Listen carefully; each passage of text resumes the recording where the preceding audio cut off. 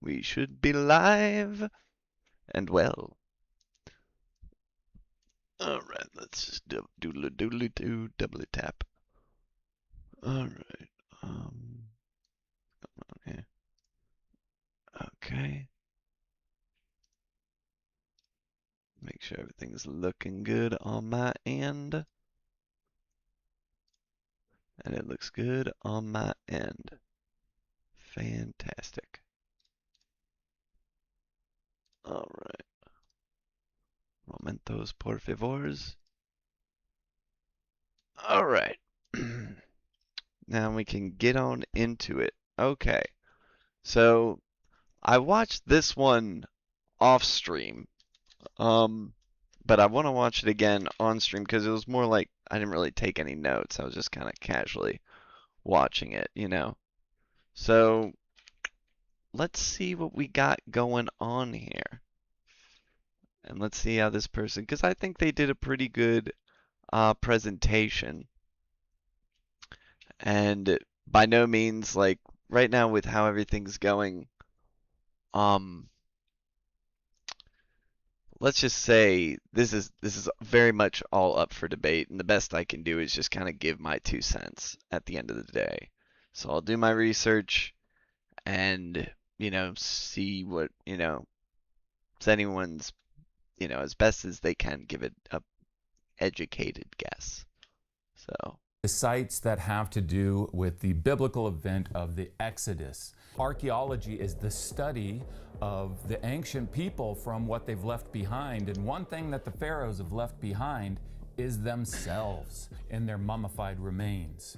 And so you go into the museum, into the royal mummy room, and here are the pharaohs of old. I'm used to looking at pottery that dates to the time of a king. It's really intriguing when you're looking at the kings themselves.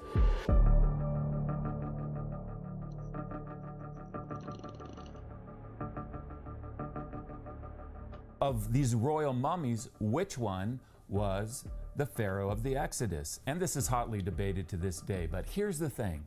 If you just follow what the Bible says, if you just follow the evidence, then the answer to this question is actually straightforward and clear. everybody else has been just blinded to the truth. Straightforward and clear, ladies and gentlemen. We got them.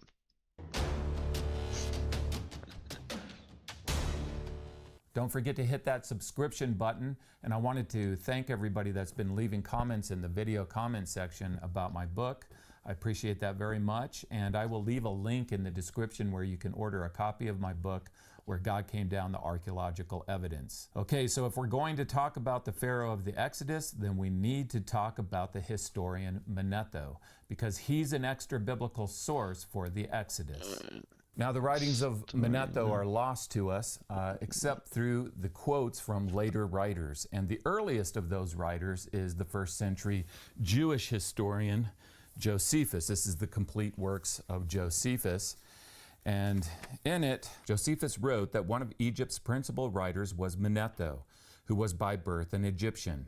He wrote a history of his own country in the Greek tongue, out of their sacred records.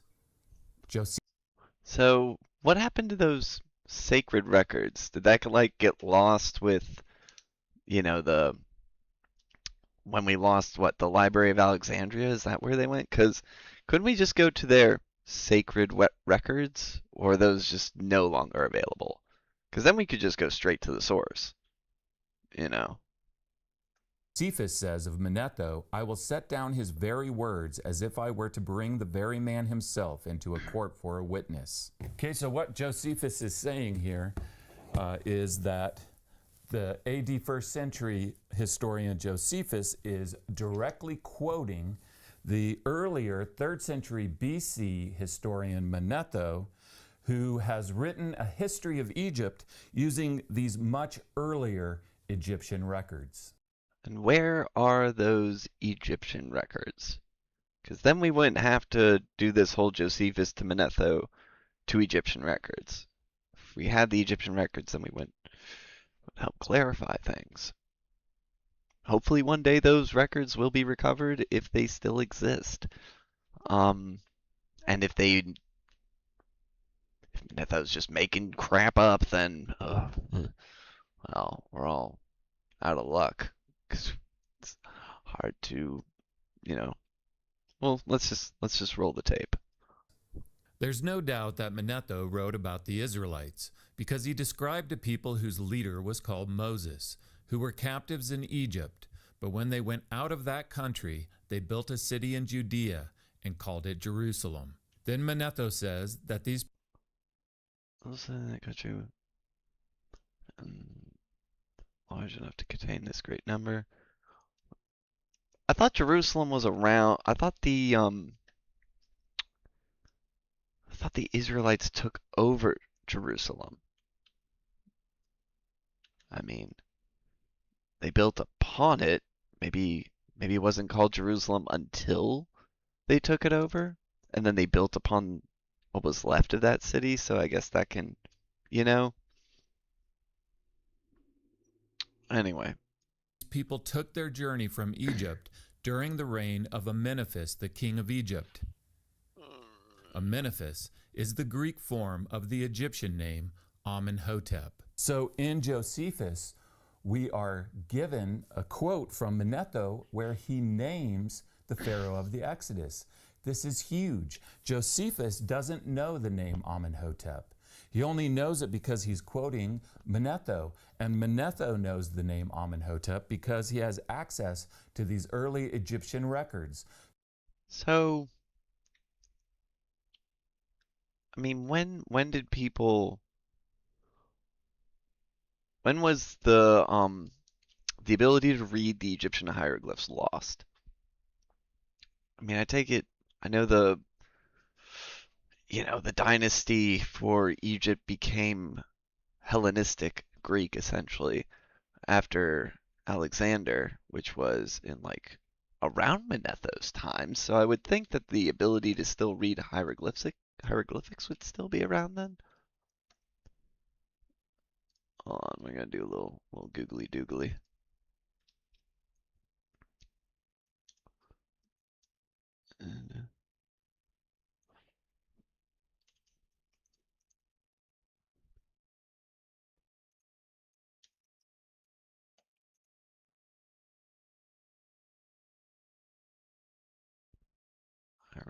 Gosh, I don't know how to spell hieroglyphics. So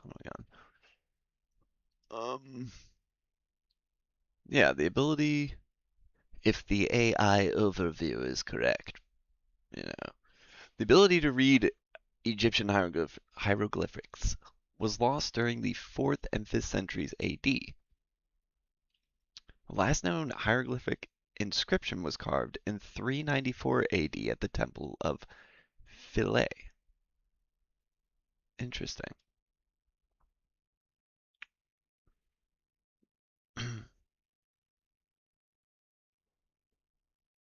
I mean, so that doesn't mean. I mean, it depends on. Josephus probably didn't know because he wasn't like. Josephus, from my understanding, is basically taking a bunch of histories that had been written in the past and kind of collectivized them into his own history. He was using sources such as Manetho. So to say he'd never heard of Amenhotep is probably true. You know, because it's not like he's quoting a contemporary Egypt historian from his own time. He's quoting somebody from, 300-400 years prior. So the name Amenhotep, the Pharaoh of the Exodus, is coming from these earlier records and being recorded in the history of Egypt written by Manetho in the 3rd century BC and then quoted in AD 1st century by the historian Josephus. This is an incredible source that lets us know the name of the Exodus Pharaoh. In Egypt, I mean, it's probably one of the. I don't know if there's any other sources like it. It's incredible because it's might be one of the few that where a Egyptian historian from ancient times at least does talk about the the Exodus and talks about Moses. However, it's not contemporary to the time frame, so therefore take it with a grain of salt. Egypt, I met up with one of my good friends and colleagues, archaeologist Dr. Titus Kennedy, and one of the sites that we traveled to was the ancient site of Heliopolis. This is where Manetho served as a priest and where he wrote his history of Egypt. We're here at Heliopolis, the city of the sun. Now, this city is important for many reasons, but one of those is that there was a priest here who lived in the 4th and 3rd century BC named Manetho, who was one of the foremost historians for ancient Egypt. And in his writings, Manetho tells us that the Pharaoh of the Exodus was someone named Amenhotep. The pharaohs that are named Amenhotep are found in the 18th dynasty, and so in the 18th dynasty, you have Amenhotep the 1st, 2nd, 3rd, etc. And so which one of these is the one that Manetho is referring to? And the best way to figure this out is to use the biblical date of the Exodus, which is found in 1 Kings 6:1. 1 Kings Okay, in the 480th year. Okay. 6:1 says, in the 480th year after the Israelites came out of Egypt, in the 4th year of Solomon's reign over Israel, in the month of Ziv, the 2nd month, he began to build the temple of the Lord.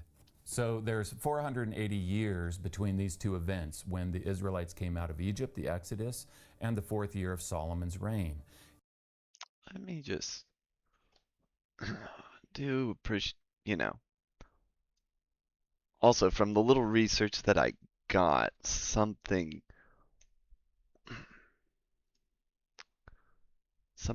don't line up completely with this video, but let's roll with it for now.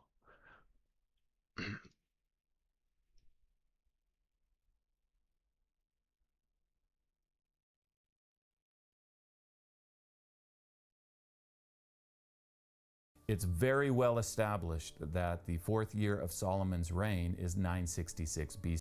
It's very well established. By who? Because if we look at... okay, no, that does kind of match up there. Okay. Hold on.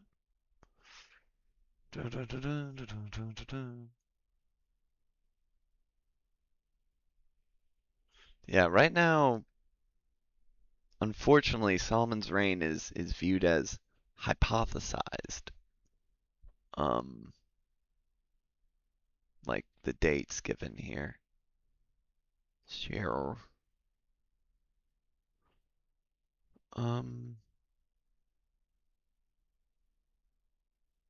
Let's see.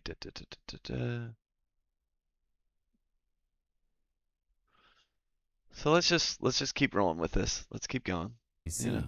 So to get the date of the Exodus, all we have to do is add 480 years to 966 BC, and we get 1446 BC, which is the biblical date of the Exodus. Now we can turn our attention back to the years. Hold on, let me write that down. All right, 966 BC, 4th year of Solomon's reign, 400 years prior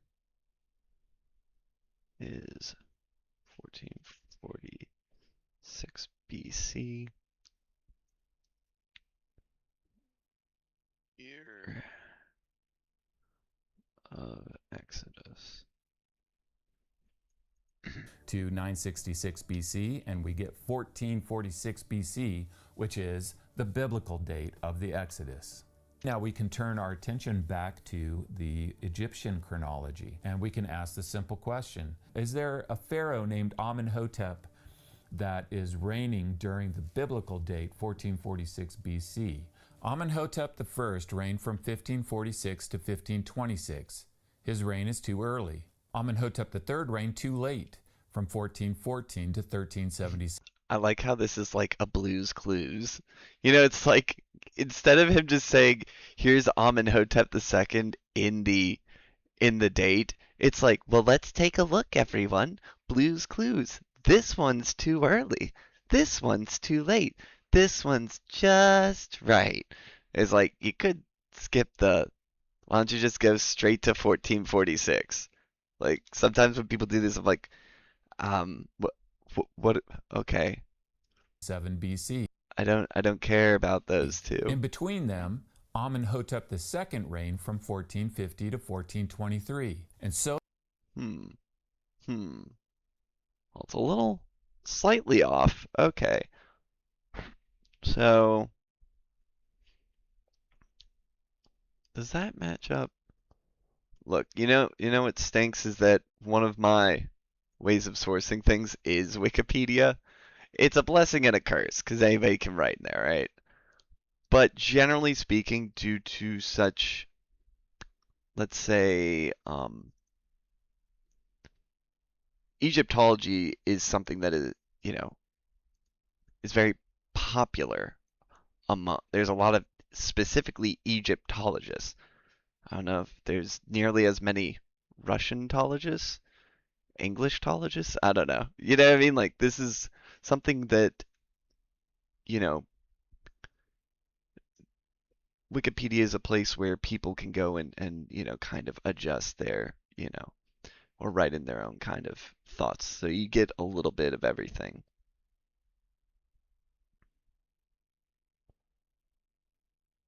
So what's interesting is I don't know where he's getting his dates.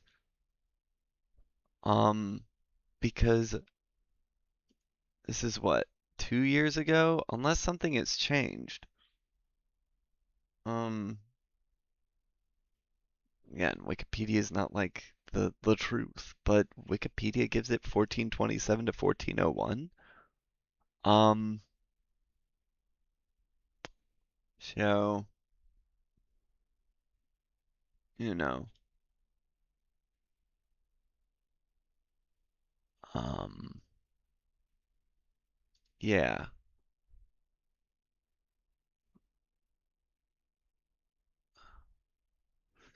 So I'm not sure why those dates don't like it doesn't even in some of these, when you're looking at Wikipedia, sometimes they'll give like, look, there's different dates debated, yada da da da. Could be within the past since this vid has come out 2 years ago that, you know, maybe things have changed. I don't know where he's getting this date for Amenhotep II. Um, you know. Um, see. Eh, so I'm not sure. And none of the Amenhoteps kind of correlate.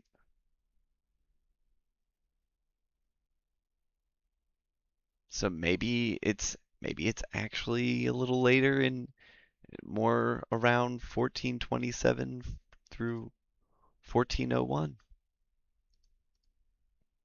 Maybe the Bible's just a little bit off. That happens. So the biblical date of 1446 BC for the Exodus falls within the reign of Amenhotep II Hold on. BC. All right, we're doing that. Let's go. Where do we got? Amenhotep II. Okay, 1453. That's what he's proposing. Yet. All right, let's take a look see here. Why do those dates not line up with what I would call Wikipedia's like the consensus, in my opinion?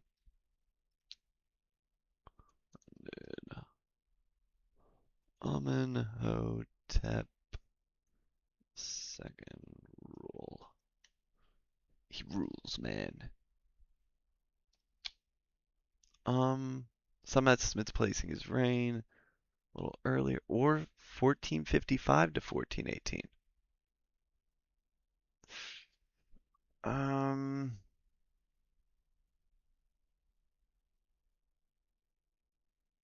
that's say, let's see.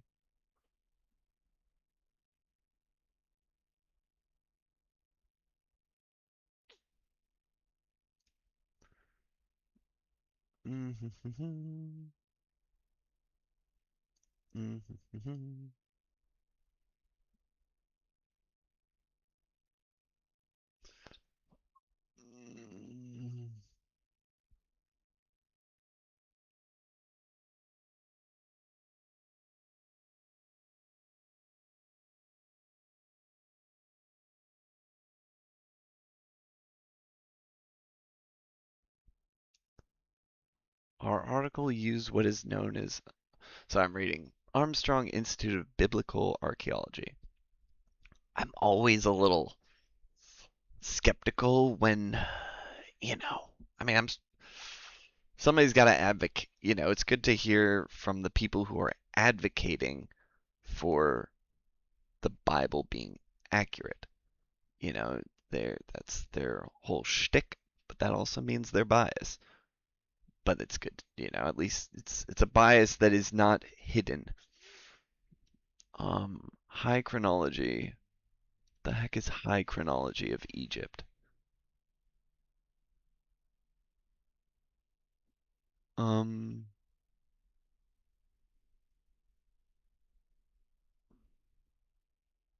chronology, which down dates these by several decades.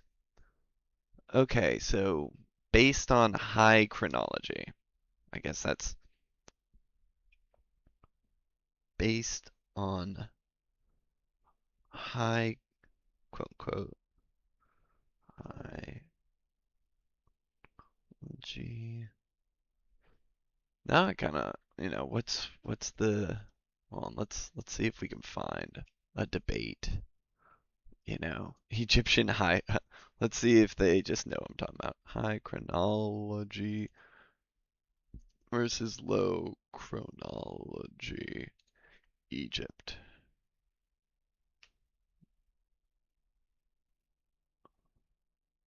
Yeah, most of these I just feel like are gonna be more biblical.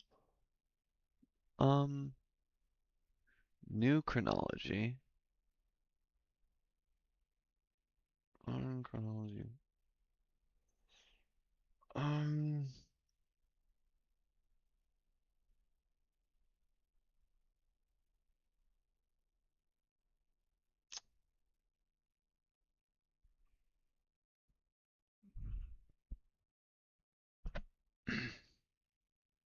this could be interesting.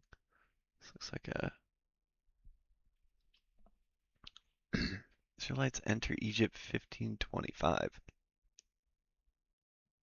What make? Alright, well, now, Hi, this is Matt Baker. sorry. Let's just cue that up. Hi, this is Matt Baker, and today I'm going to talk. Okay. Let's go with this, and then we'll From swap into that. 1450 to 1423. All right, again, based on high chronology, which is not as popular as low chronology. And that's the one weakness of Wikipedia sometimes. It didn't give me that. It doesn't say that there's a high chronology possibility, or some crap like that. Unless it's like really not popular and really it's just biblical archaeologists that support this because it supports 1446, which lines up with their other dates. On high chronology.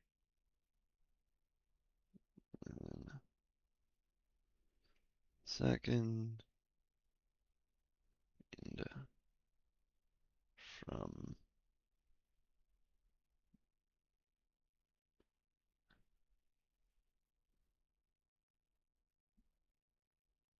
What's so strange about this website, Armstrong Institute? Armstrong Institute of Biblical Archaeology? The fact that they use BCE. I would think a biblical. Are they trying to like It's strange. You would expect them to use BC, not BCE. All right, 53 to 1426. That's what they're putting. All right. This video's dates has it at 1450. You know. And what do they say? Because his reign would date around only being some 2 decades after. Slow chronology, the death blow, not so fast. Not so fast.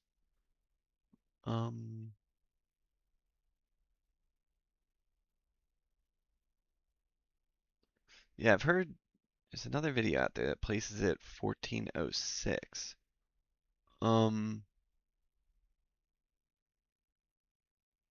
Let's see here.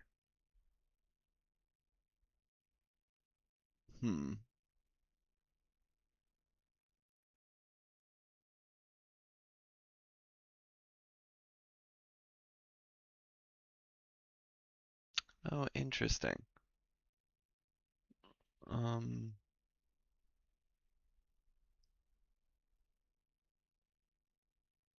So there's two, well, what I'm reading from the biblical archaeology, there's two different translations going on in the Bible, apparently. One says 440 years, and one says 480 years. Okay. Okay. Which would place it at 1406, and that puts it with the Low Egyptian scheme. Okay. Huh.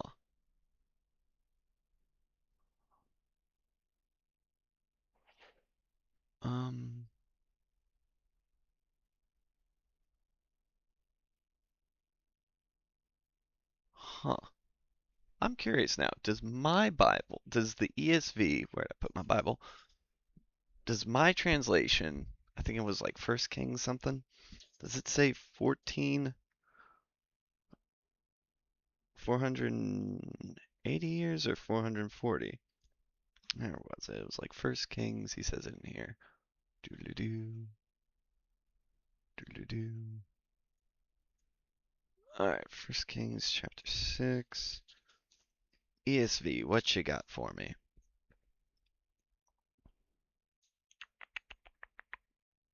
Alright. It says 480th year. And what? Okay, now we're getting. See, this is where it's like everything's all kind of jacked up.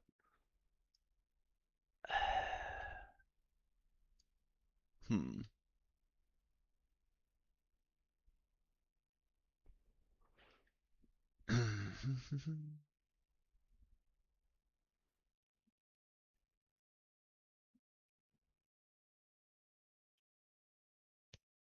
Departure.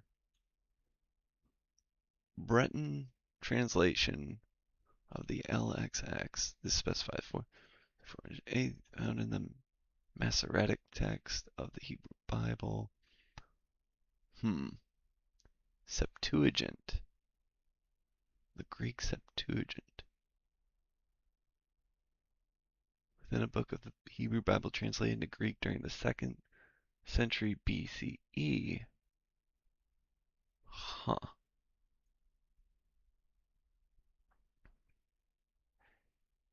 Hmm.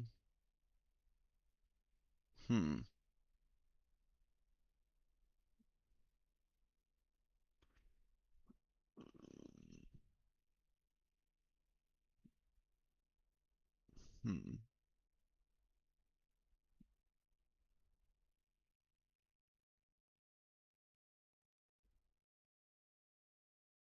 Okay.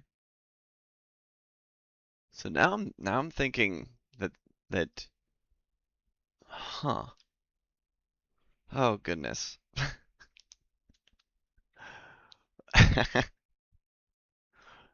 Oh, fascinating. Interesting how like either way you put it, it's like, well, if it's the high chronology, well then the 480 must be correct. Well, if it's the low chronology, then the 440 year must be correct. Okay. This is so interesting, but also a little confuzzling. Okay. And also at 14, hold on. Go to 6 later.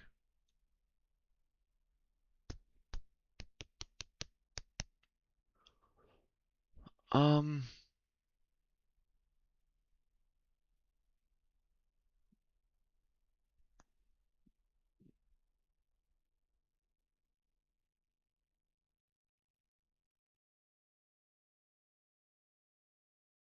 all right.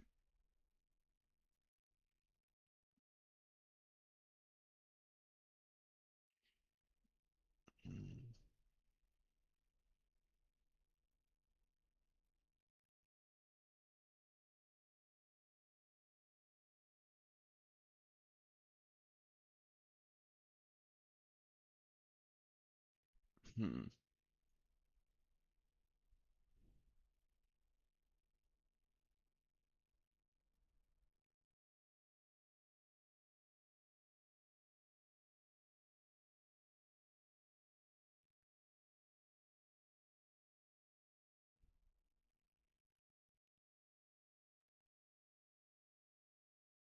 Oh my goodness.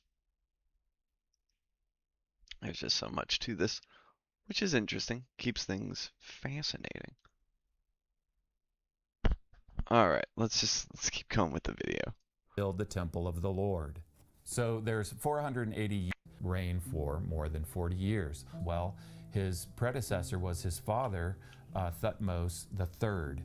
And Thutmose III had a reign of 54 years. He's the only pharaoh in the 18th dynasty that had a reign for more than 40 years. So Amenhotep II passes this test.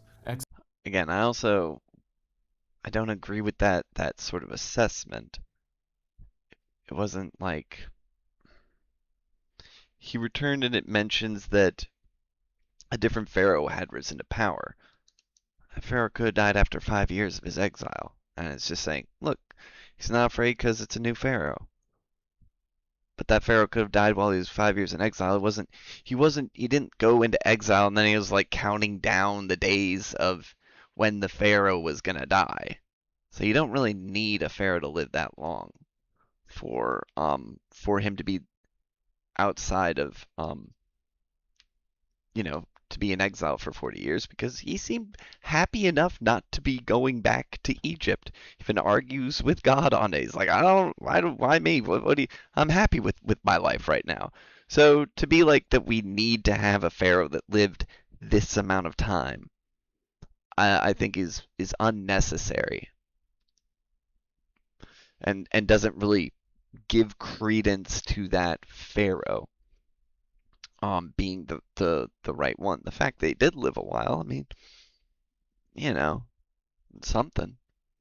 It's like, okay, but I don't find it to be any kind of proof. It doesn't really give any credence, in my opinion, to what the Bible's saying. Exodus 11:5 says of the 10th plague that every firstborn son in Egypt will die, including the firstborn son of Pharaoh who sits on the throne. If Amenhotep II is the Exodus pharaoh, then his firstborn son should have died in the 10th plague. And so the successor of Amenhotep II is his son Thutmose IV, who is not his firstborn son. His firstborn son died mysteriously, we know from the Egyptian records. So that's also something to note. Amenhotep II, his firstborn son dies. I guess while he's pharaoh? While He is Pharaoh. You know, that's something. Alright, look. What's it? 26, 1401. Alright.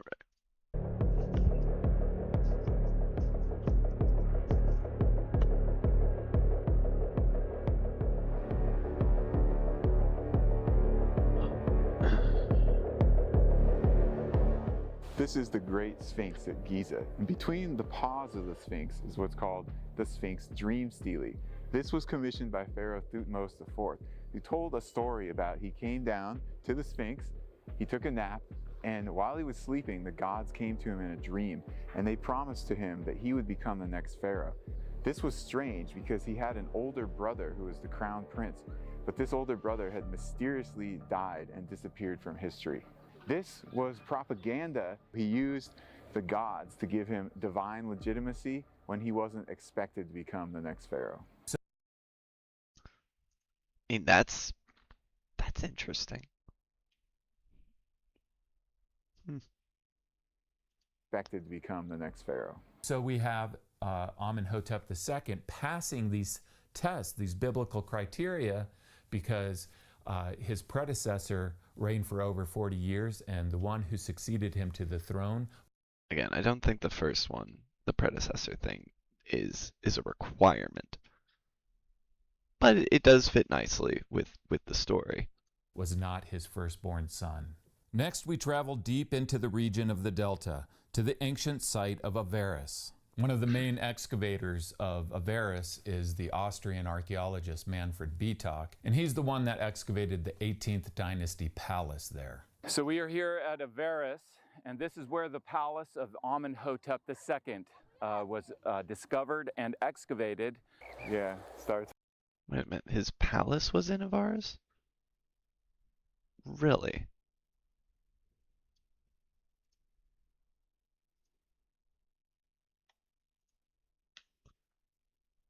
Wait a minute.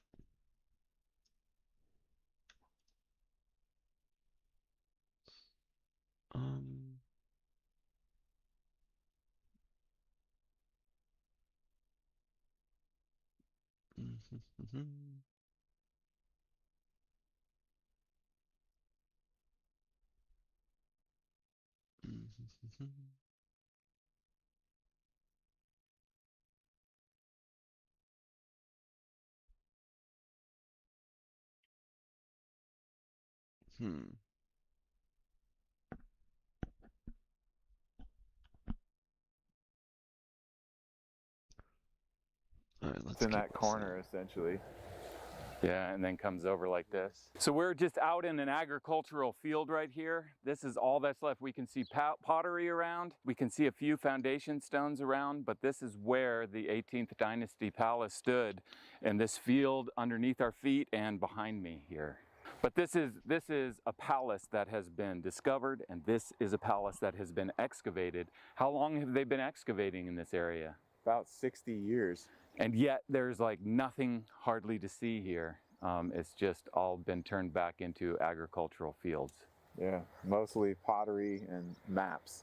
Bietak reported that the archaeology demonstrated that the occupation of this palace covers the time from Amos to Amenhotep II. This palace complex was occupied through the reigns of Thutmose III and Amenhotep II when it was suddenly and mysteriously abandoned. So the excavations at the 18th dynasty palace in Avaris provided then archaeological evidence to support Amenhotep II as the Exodus pharaoh. Hold on, does it matter where his palace is? Hold on, why is this important? Why does it even matter where his palace could have been Memphis, it could have been Thebes? Does that connect with any kind of biblical text or anything else? Hardly to see here. It's just all been turned back into agricultural fields. Yeah, mostly pottery and maps. Bietak reported that the archaeology demonstrated that the occupation of this palace covers the time from Amos to Amenhotep II. This palace complex was occupied through the reigns of Thutmose III and Amenhotep II when it was suddenly and mysteriously abandoned.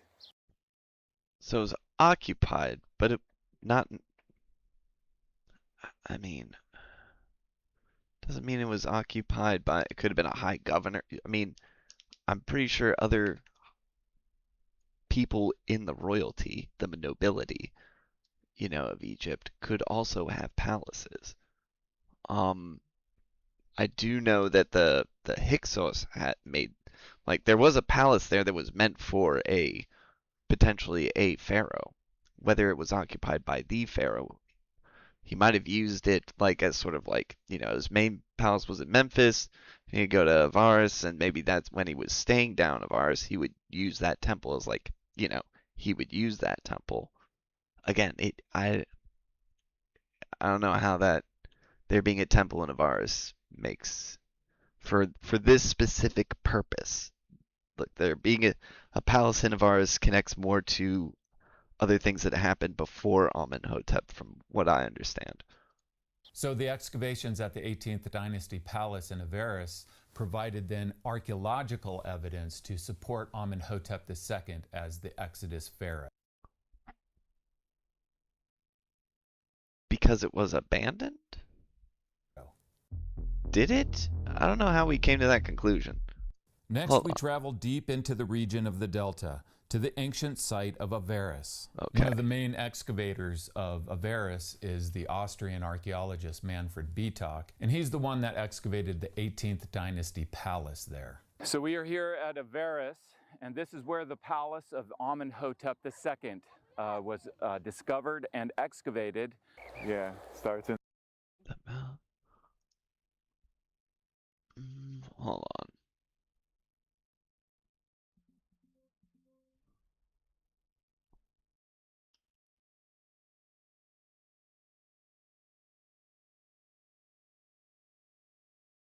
Why is there nothing?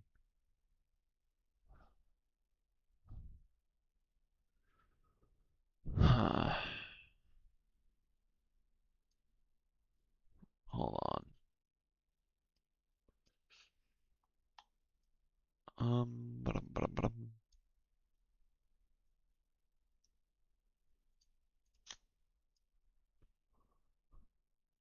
I don't see how this In that corner, connects. essentially. Yeah, and then comes over like this. If it does connect, they're not doing a good job of communicating how this connects. Other than it was abandoned after Amenhotep. If that's what they're saying, then okay, but I was under the impression it was abandoned because it used to be the city was predominantly Semites. And so the theory is that the Israelites were living there and then left. And the fact that it was abandoned is because they left. Maybe they cover that. So we're just out in an agricultural field right here. This is all that's left. We can see pottery around. We can see a few foundation stones around, but this is where the 18th Dynasty Palace stood, and this field underneath our feet and behind me here. But this is a palace that has been discovered, and this is a palace that has been excavated. How long have they been excavating in this area? About 60 years. And yet there's like nothing hardly to see here. It's just all been turned back into agricultural fields. Yeah, mostly pottery and maps. Bietak reported that the archaeology demonstrated that the occupation of this palace covers the time from Amos to Amenhotep II. Amos. Who's Amos? Amos. The first?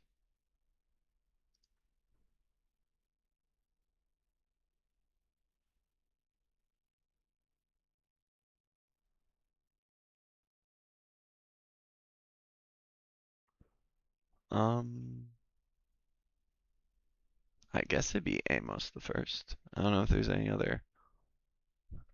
Sometimes they reuse names and what have you, so it's like,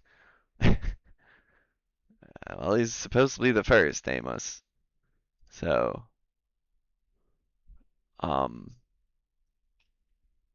okay, so that would be when, I believe, is he the one that recaptured Avaris? Yeah, Amos completed the conquest and expulsion of the Hyksos. Okay. All right. So when he took over, that's when he built a palace there. Interesting. According to BTEC. Yeah, named pharaohs and covers their relative position is consistent with the succession of the named pharaohs and covers the time from Amos to Amenhotep II. The house type of this settlement conforms to a well-known New Kingdom type of architecture. Okay. All right. Among them, a series of royal scarabs. All right. Minoan frescoes. Interesting. Aims more persuasive. All right. And no longer to the Hyksos period. Okay. Interesting. So after, okay, this information is far more interesting to me for my overall understanding of the timeline. Okay, so no longer the Hyksos period. Okay, this is after he conquered, so he built this palace sort of like, we're in charge now. We're not using that. Okay, so they're like, we're not using the Hyksos palace. We're building our own, and this is where we're gonna rule out of. Okay. All right. Cool. This palace complex was occupied through the reigns of Thutmose III and Amenhotep II when it was suddenly and mysteriously abandoned. So the excavations at the 18th Dynasty Palace in Avaris provided then archaeological evidence to support Amenhotep II as the Exodus pharaoh. Support. I don't. Again, I'm just gonna keep going. I just don't see how that's support. I mean, we need more than just what. When people do this, it drives me nuts.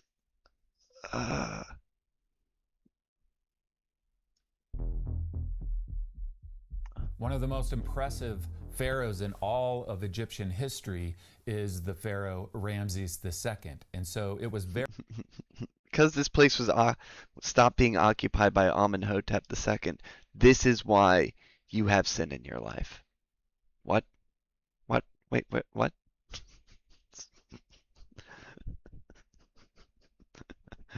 This is why Napoleon was able to conquer much of the Netherlands.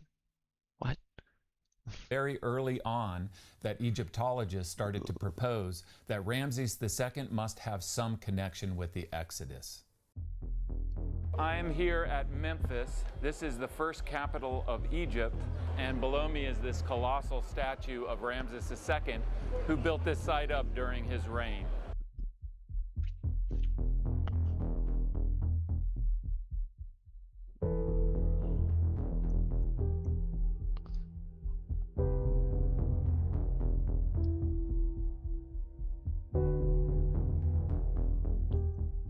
Now, the biggest problem with Ramses II being the Exodus pharaoh is time, because Ramses II did not start his reign until 1279 BC. So this is 167 years later than 1446 BC, which is the biblical date for the Exodus. And remember that the predecessor to the Exodus pharaoh has to have a reign of... Again, I don't think he has to. I really don't. I think that's a poor logic. Poor logic. Unless it specifically says he reigned for more than 40 years. I'm pretty sure it was just like it had been 40 years. And it was like it had been 40 years and the pharaoh had died. The thing is, it's almost like he's choosing to frame it as that the pharaoh lived for 40 plus years. And this is where it feels a little disingenuous to the text. I'm going to reread just to make sure I'm not missing anything. The burning bush, this is probably where. Yeah, Moses flees. Da, da, da, da, da.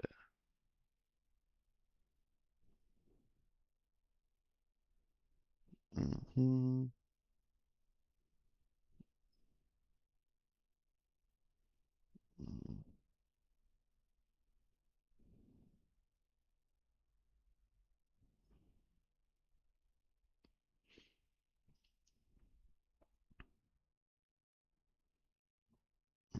Mm-hmm. I could be wrong, you know. I legit just read Exodus, all of Exodus like last week. Could be not remembering.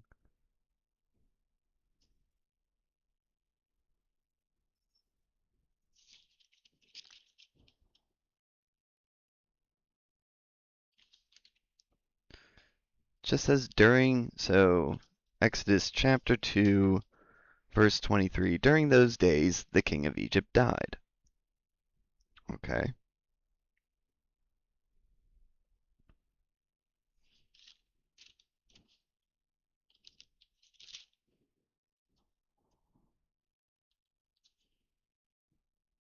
Yeah, Moses flees.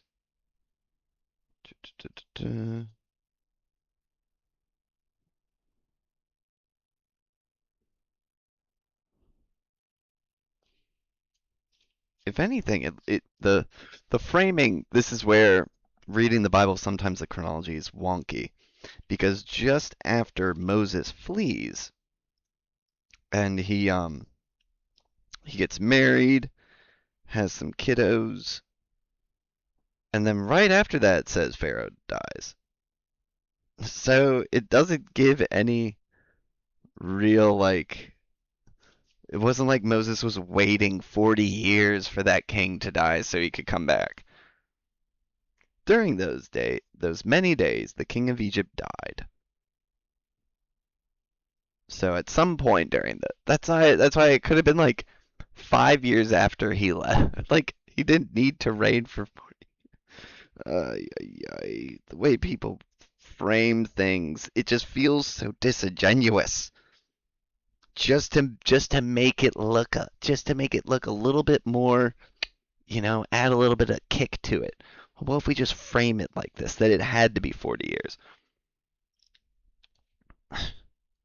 Just make. All right, CNN.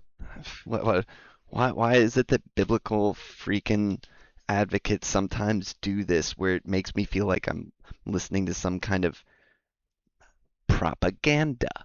Stop it. People will see through it. You can convince the sheep, but you can't convince the lions, okay?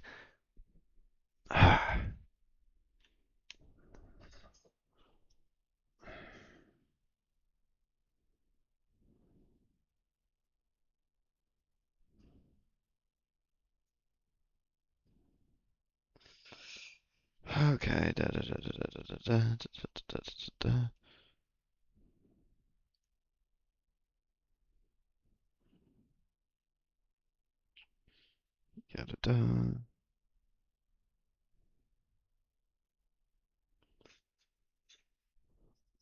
Okay.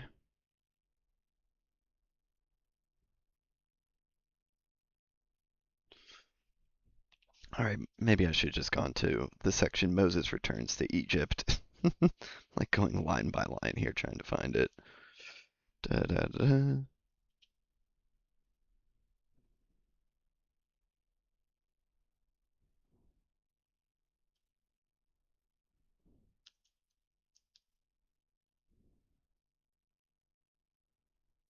Mm-hmm.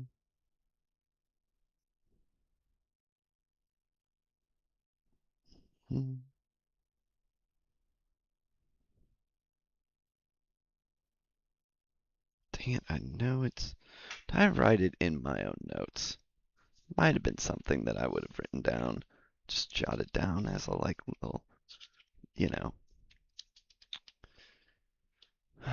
Goodness.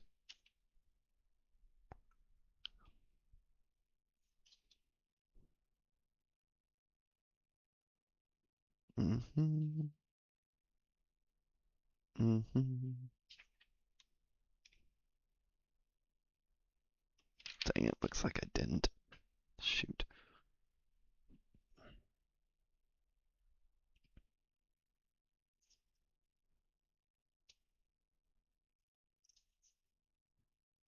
Dang it, where does it say? It's gotta be before chapter 5. Okay, it has to be before chapter 5. I might just have to pull up.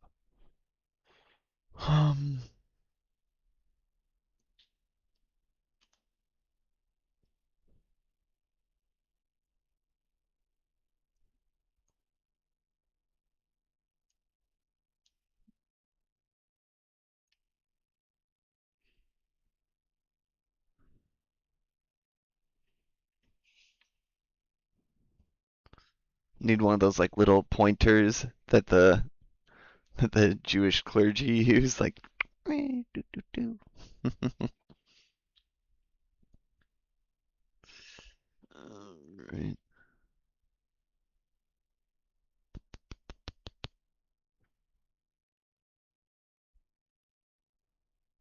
Mm.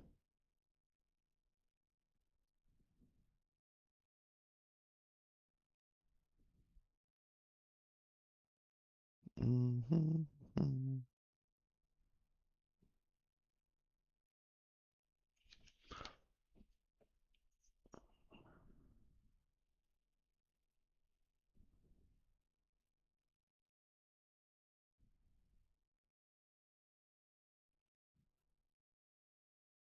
Alright, I'm just gonna have to. Now it's bothering me. I wanna know. Dun, dun. Can you show me?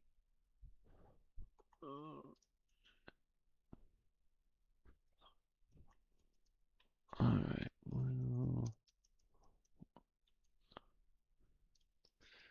here we go.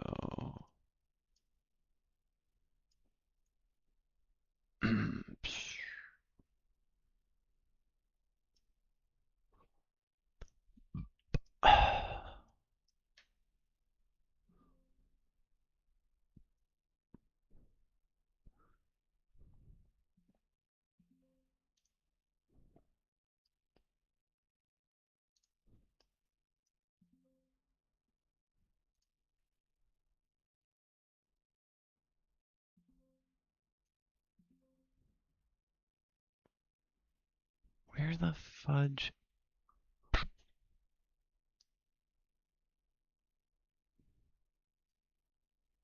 Doesn't the Bible normally spell out numbers? Right? Down. Hold on, is it here?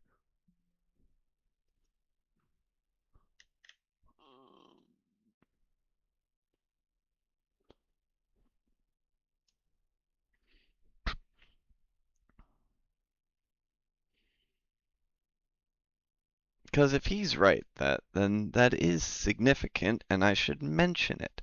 That's the thing. So I want to know if he is right and I'm misremembering, or if he's creating a mountain out of a molehill situation. All right.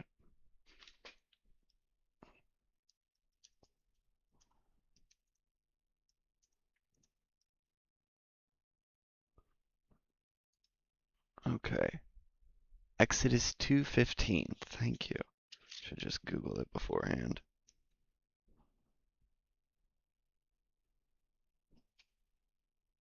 All right.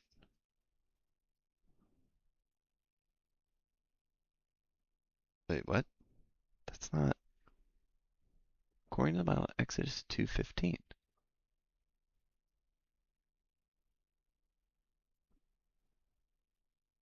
What?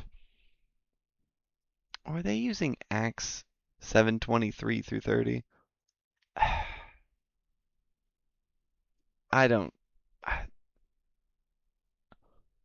I don't trust Acts from so far into the future, like another freaking 1,000 years. They're just like, oh yeah, well, you definitely was there for 40 years.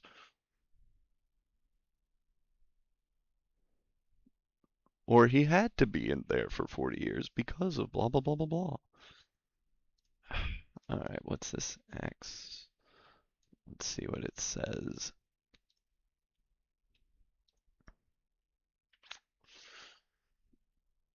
Uh,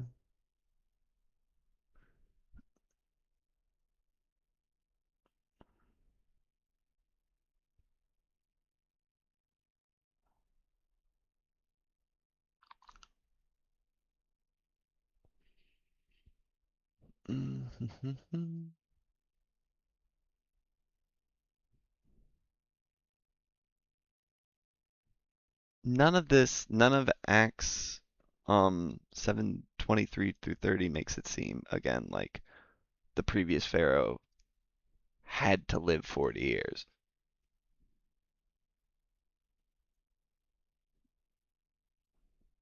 Only that Moses was in exile for 40 years and that there was a new pharaoh after 40 years, which after 40 years it is rare for there not to be a new pharaoh. It is exceptional that the previous pharaoh did reign for 53 years. For sure. But heck, in 40 years, you could have two new pharaohs. You could have, from the pharaoh that was reigning at the time, you could be on uh, two pharaohs ahead.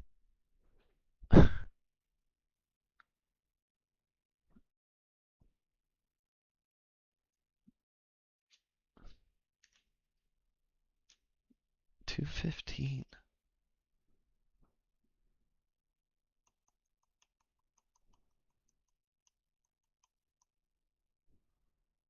I thought I did read something about 40 years, or maybe I did check Acts when I was reading the passage, because, they'll give like little notations, and maybe I just kind of like looked at it. I was like, okay, I mean, take it with a grain of salt. That's way further into the future, and very little, you know. And I can't find anywhere in Exodus where it talks about Moses being in exile for 40 years. Which also means, like, wait, where did I see that? Um, where did I even see 40 years?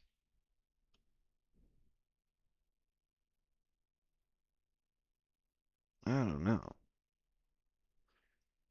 I swear I did, like, during those many days the king of Egypt died. Okay.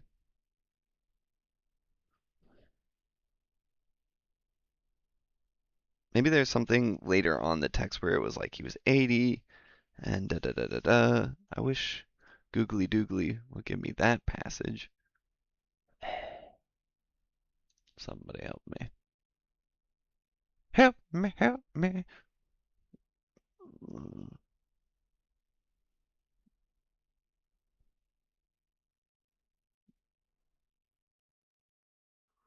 Why are they giving 3 verses 1 through 6?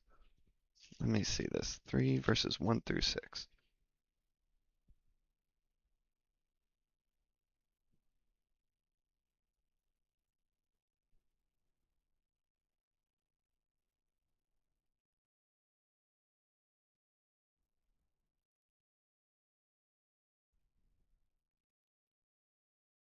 None of that.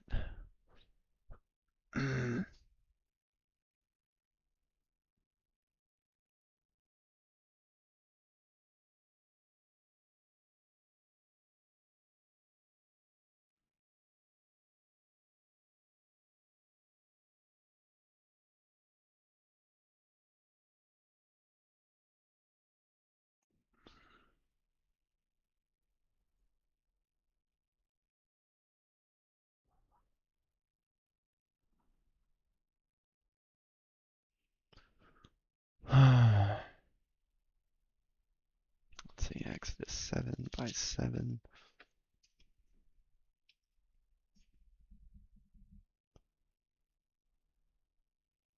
Okay.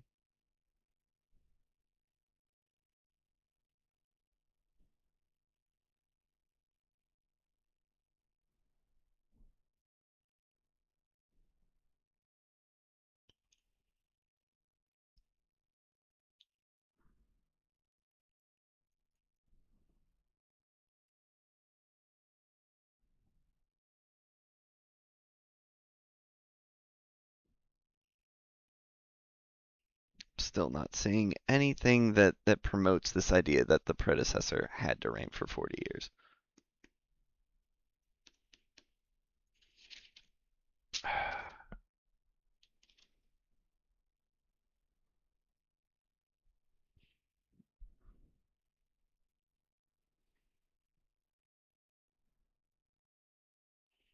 Must reign 40 plus years. I'm not seeing it.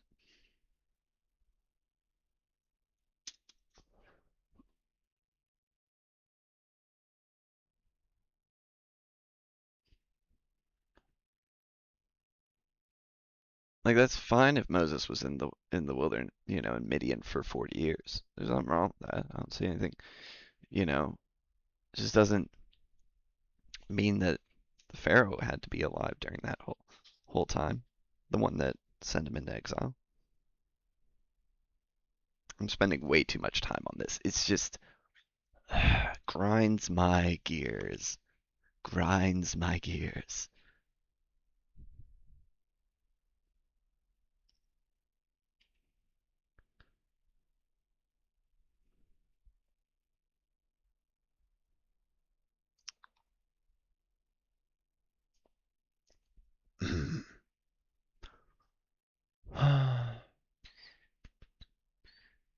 Feel like I have to go through each page and be like, Pharaoh, show Pharaoh. And let's see, you know, it's like, fan who commanded. All right, next chapter. All right.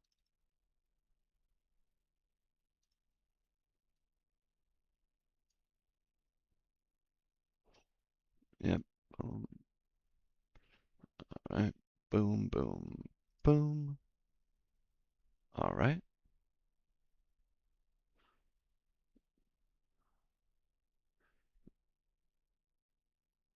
Yeah, we get, and this is where this whole must reign for, like in Exodus chapter 2, verse 23. During those many days, the king of Egypt died. At some point. At some point, he died.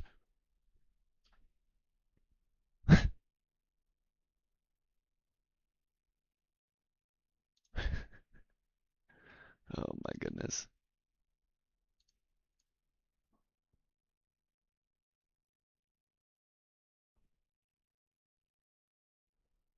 Oh my gosh. I'm so upset with this proposition. Okay.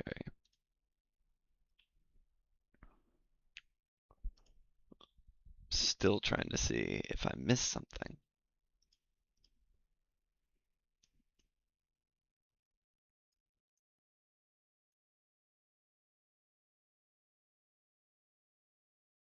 No, no, don't think so. Thought there was like a verse, or it was like, because the Pharaoh that like da da da da was no more.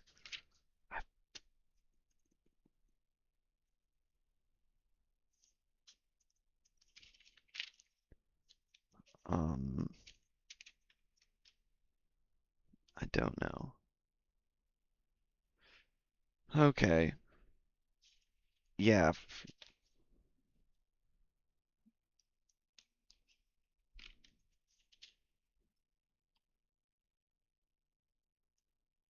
I thought there was a verse that talked about because a new Pharaoh, you know, Moses could return. Something like that.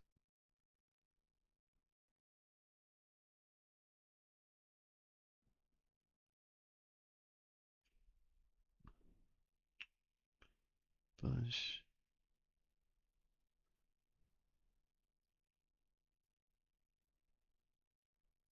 All right. Any hoosicles.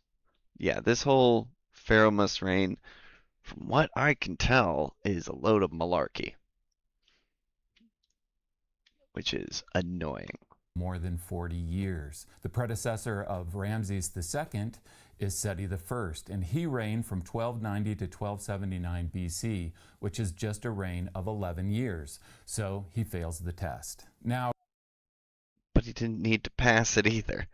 Ramses II does have a very long reign of 66 years, and so is he the pharaoh of the oppression? Well, the problem here is that would make his successor, Merneptah, the pharaoh of the Exodus, and the Exodus. Hold on. If he's time out, wait.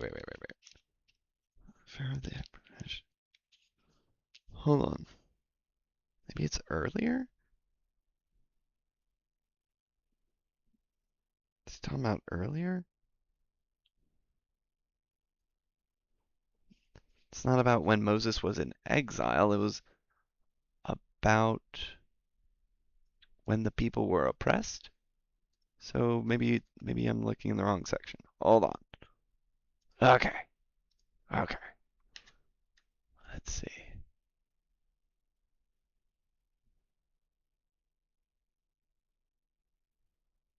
Let's just say everything about the midwives. Da da da da da.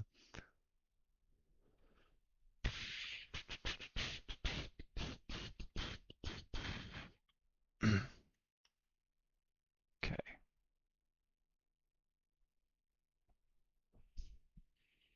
Mm-hmm.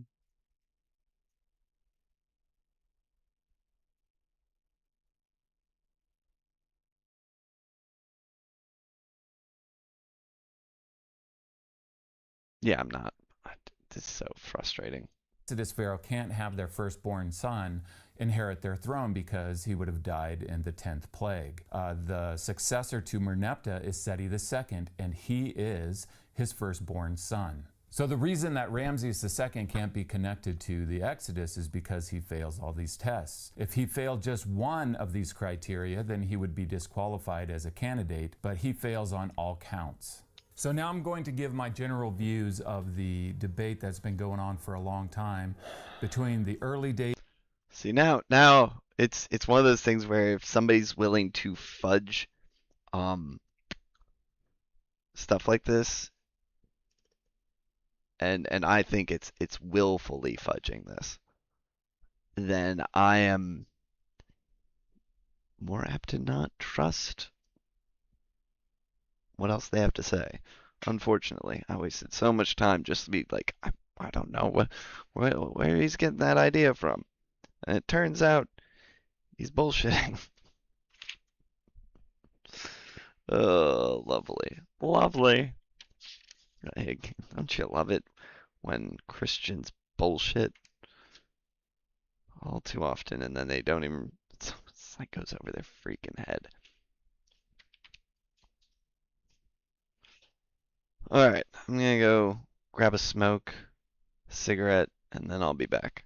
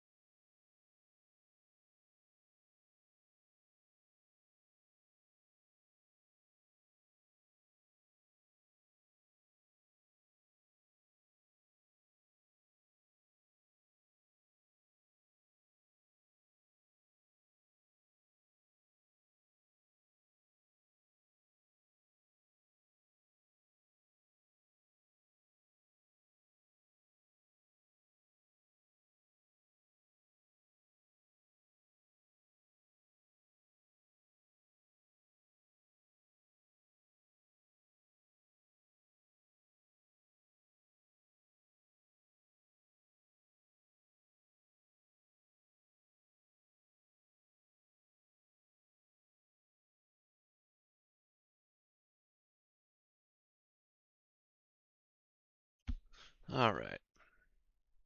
Now that we've, you know, gotten through that whole situation, let's get back on task. All right. And the late date. The early date for the Exodus is in the 15th century BC. The late date is in the 13th century BC. And this is Amenhotep II versus Ramses II as Pharaoh of the Exodus. The main verse that's used for the late date is Exodus 1:11. And here we have the Israelites under slave masters who build a store city named Ramses. And so the idea is that this city named Ramses is connected to the Pharaoh Ramses II, and therefore the Exodus must date to his time. Avaris was established in the 12th dynasty, but in the 19th dynasty to the north, a new city and palace emerged called Pi-Ramses. Now in the book of Exodus, Again, I thought Avaris was established earlier than that. It was just made a. Oh no, 12th dynasty is correct. Yeah, because then 15th dynasty was. Okay, I'm wrong. He's right. I'm silly. Let's go. we see that one of the store cities that's built is called Ramses. Some have explained this as scribal updating later on, but there's a possibility that this area was also called Ramses during the 18th dynasty. Now, it's important to understand that Exodus 1:11 is not in conflict with the early date. So even if the name Ramses is a late name for the city, it's still not a problem for the early date, because sometimes the Bible uses later names for cities in place of earlier ones. A good example of this is the city of Dan. In Judges 18, we have the Danites capture and rebuild a city. All right, good example here. I wish he gave a more clear example for his whole "it must be 40 years" situation. You know. Which did he? He goes axe. Yeah, he uses axe. For 40 years had passed. And then that he just uses this after 40 years had passed to mean that the Pharaoh lived 40 years. How? How do you come to these ridiculous conclusions from that? Oh my God. Triggers me so much because if you didn't grow up in the church, if you didn't, or if you haven't been going to church for a while, this kind of stuff is like salted into preaching more than it should be. This kind of reasoning, this kind of logic is in there. And as an ex-Christian, this triggers me. Oh, as somebody who did grow up in the church, and oh my gosh, triggers me so much. All right, let's get back on task. A clear example of the later name for the city, Dan, replacing the earlier name Laish. And this is done because the Israelites were more familiar with the name Dan. Sure. And so this is what may be going on in Exodus 1:11, where we have possibly the later name for the city, Ramses, being used instead of the earlier name. Just as we wouldn't date Abram using the name of the city Dan in Genesis 14:14, so we shouldn't date the Exodus by the name of the city Ramses in Exodus 1:11. The main verse, as we've already covered, for the early date is 1 Kings 6:1. This is a real problem for the late date. And so the way that they argue against 1 Kings 6:1 is they say that the 480 years that's mentioned there shouldn't be taken literally. It's not a literal number. What this is really talking about, they argue, is 12 generations of 40 years. But then they say 40 years is too long for a generation. It really should be 25 years. Well, 12 times 25 is 300 years. So if you reduce 480 years in 1 Kings 6:1 down to 300 years, then you've moved the whole chronology 180 years later in time, and then it fits the reign of Ramses II. Before the late date theory came along, nobody read 1 Kings 6:1 and read 480 years and said, oh, I get it, that really means 300 years. This is a reinterpretation of this verse, and it's agenda-driven. So what's the agenda? The agenda is to make Ramses II the Pharaoh of the Exodus. Now there's another problem with the late date. It's agenda-driven. Unlike this video, I like how he's using that. It's like the pot calling the kettle black. Just accept that, yeah, it was from people who are trying to prove a specific, date and correlation to Ramses II. There's nothing, I wouldn't say there's anything sinister in that, only that, yeah. And this video is agenda driven. You're trying to prove that the early date of the Exodus is what you're creating a framework. Come on now. With Judges 11:26. So in And that doesn't make it wrong. You just be honest about it. Judges 11:26, we have Jephthah, who says, for 300 years Israel has occupied the land east of the Jordan. This took place around 1100 BC. When you add 300 years to 1100 BC, you get 1400 BC. Add the 40 years of wilderness wandering, and then you get this mid-15th century BC date for the Exodus. You get Jephthah, who says, for 300 years, For 300 years, Israel occupied Ashkelon, the surrounding settlements. Where is this from?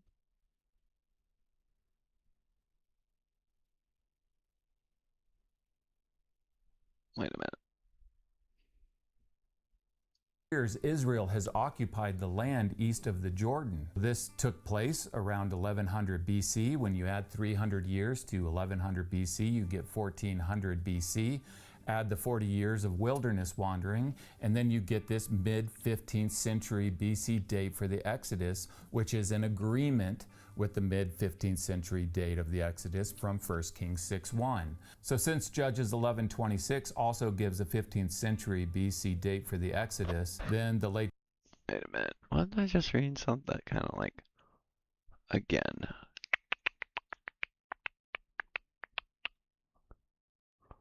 I mentioned this as well. Sorry, I'm reading the... Maybe I should also have this on screen.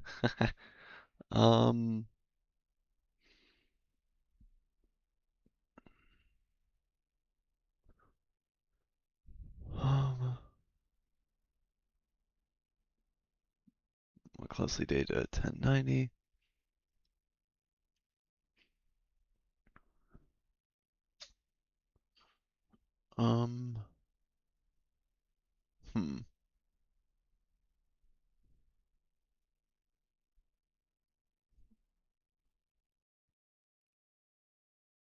Okay. Interesting.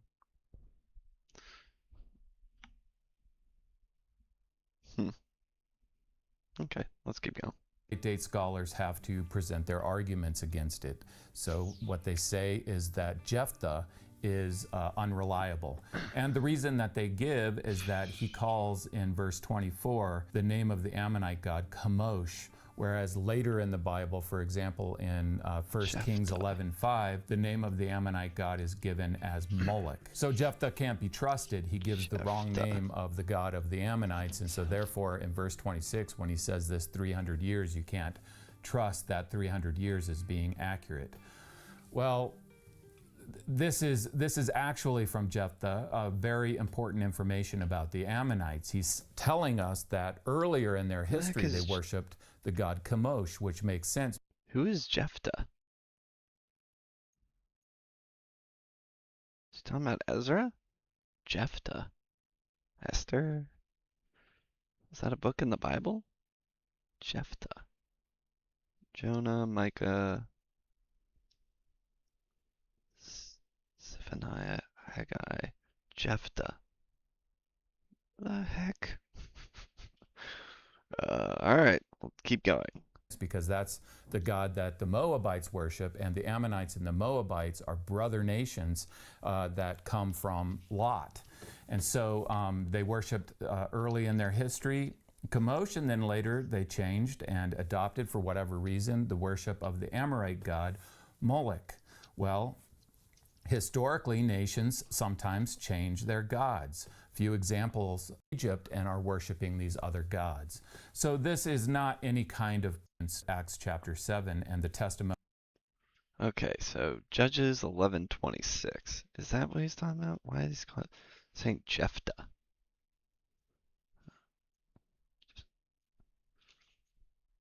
$11.26.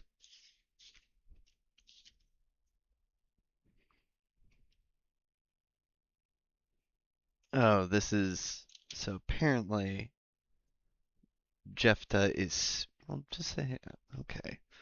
I see. Jephthah delivers Israel. That's where Jephthah comes in. That's why he's saying Jephthah. Okay, while Israel lived in Heshbon, and its villages, and in spakes 300 years, and then within that time, okay.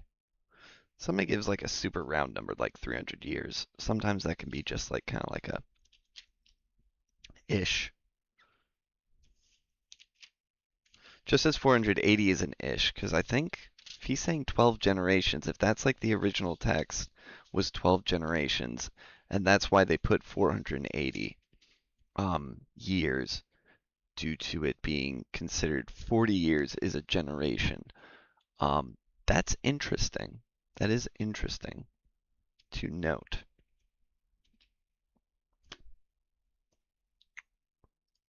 Of Stephen. He's unreliable, he's untrustworthy. They need to say this because Stephen gives information that contradicts Ramses II as being the Pharaoh of the Exodus, because he says that Moses returns to Egypt after 40 years had passed, which means that the predecessor, as we've looked at already, of the Exodus Pharaoh needs to have reigned after 40 years. Wait, where is this? Here's the past an angel appeared. What is this logic? Contradicts Ramses II as being the Pharaoh of the Exodus, because he says that Moses returns to Egypt after 40 years had passed, which means that the predecessor, as we've looked at already, of the Exodus Pharaoh needs to have reigned for more than 40 years. How? How are you coming to that conclusion? No, that doesn't mean that. Oh my gosh, I'm getting so caught up on this one little thing. I feel bad. It's like, no, that doesn't mean that, good sir. I don't know how you have convinced yourself, or somebody else has convinced you, or nobody else in your circle has questioned this logic that you got going on, because it doesn't work. That's poor logic. It's bad logic. Means that the predecessor, as we've looked at already, of the Exodus Pharaoh needs to have reigned for more than 40 years. And the predecessor for Ramses II only reigned for 11 years. So they say the same thing. Well, Stephen's testimony is unreliable, it can't be trusted. And that's just simply not the case. So Manetho is a big problem for the late date because he doesn't name Ramses as the Pharaoh of the Exodus, he names Amenhotep. So guess what the late date scholars say about Manetho? You guessed it, he's unreliable. And so the argument that they use against him is that there's these variants. Now, of course, for many ancient sources and ancient texts, there's later variants. That's why we have textual criticism, which is identifying those variants and trying to get as close as possible to the original. The general understanding for ancient texts is the earlier texts are usually considered more reliable than the later ones. And so of all the historians that quote Manetho, By far the earliest is Josephus, and everything that we've covered comes directly out of Josephus. The other problem with Manetho being unreliable is that to this day, the framework for the history, laying out the history of ancient Egypt with these 30 dynasties that ruled over Egypt, that all comes from Manetho. And so it really doesn't work just to... Well, and archaeology. It's not like we're all just taking Manetho's word for it. It's not like all archaeology is built off what Manetho has said. Or sorry, all understanding of Egypt history is built off what Manetho has said. Hi, this is Exodus. And remember 1 Kings 6:1 and the second for the is that there's these variants. Now, of course, for many ancient sources and ancient texts, there's later variants. That's why we have textual criticism, which is identifying those variants covered comes directly out of Josephus. The other problem with Manetho being unreliable is that to this day, the framework for the history, laying out the history of ancient Egypt with these 30 dynasties that ruled over Egypt, that all comes from Manetho. And so it really doesn't work just to write Manetho off as being unreliable. And in addition to all of this, we have the archaeology from Avaris, which shows that the 18th dynasty palace came to an end during the reign of Amenhotep II. The palace... That's not mentioned in the Bible. That's not something that is for or against proving unless if it's somewhere in the Bible that it says, and the palace was abandoned, then that would give it some more credence. And if that's what's said, he should show that. To me, that's a nothing burger. That doesn't. It's an interesting fact, and it's like, oh, maybe it was abandoned because, because the plagues? Maybe they thought the place was like haunted. I don't know. This is where you got to give me more than just that statement, because it's really shallow.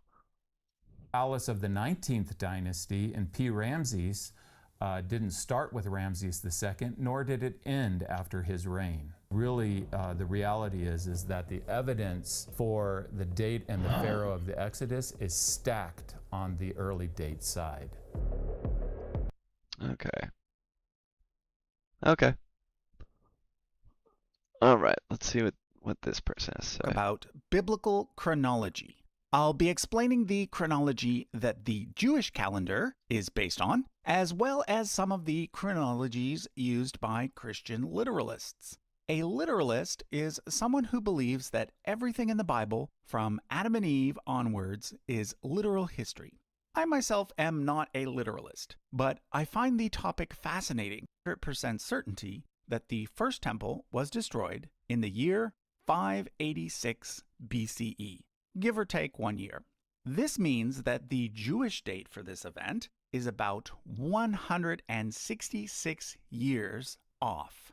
This is a fact that has been acknowledged by Jewish scholars for quite some time now. There are perhaps a few fringe groups out there that still try to argue that the Jewish date is right and the historically accepted date is wrong, but for the most part, Jewish scholars today accept the date of 586. Not 420. This 166-year discrepancy is often referred to as the missing years on the Jewish calendar, and there have been several different explanations given for why the early rabbis made such a major mistake. For example, some argue that the mistake was deliberate and was made so that people couldn't try to calculate the date for the arrival of the Jewish Messiah. Others argue that the dates were meant to be symbolic and not literal anyway, and therefore it doesn't really matter. Then, of course, there's also the Bible. So that gives us a Jewish date of 1310 BCE and a Christian literalist date of 1446 BCE. As usual, it's plus or minus 1 year in both cases because there are some minor differences of opinion when it comes to how exactly to do the counting. So, for example, you'll sometimes see 1447 BCE given as the date for the Exodus on some chronologies. Note that I'm also still including the Jewish years as well. Remember, the difference between the Jewish year and the BCE date is always going to be 3761, with BCE dates representing negative numbers. This means that the Jewish year for the Exodus is 2451. In my video about the apocryphal books of the Bible, I mentioned that this number is highly symbolic. The ancient Israelites celebrated every 50th year as a Jubilee year. If you multiply 50 by 49, you get 2450. So the year 2451 is the start of the 50th set of 50 years. In other words, it was a Jubilee of Jubilees. The next step is to figure out how long the Israelites were in Egypt prior to the Exodus. And let's now calculate the date of the flood, using the birth year of Abraham as a stepping stone. From various scriptures, we know that Abraham was 100 when he had Isaac, that Isaac was 60. Israelites were... Okay, for our purposes, the only thing we're really looking at here is that Useful Charts is under the impression that 1446 is the proper date. But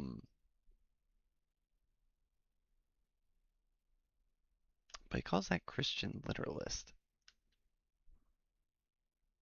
Well, I'm curious what date he's actually, like, what date does he actually support for the Exodus? Or if he even thinks there was an Exodus. He might not even think there was an Exodus. Which is unfortunate because it seems like he does plenty of research to support his claims and is pretty strict on it. Almost a little too strict in my opinion. Because you gotta have a little flexibility when studying this stuff. Alright.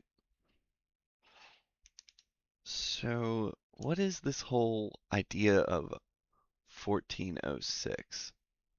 What is that called? Low chronology? Let's see here. Low chronology. Where's the high chronology? Is there anybody?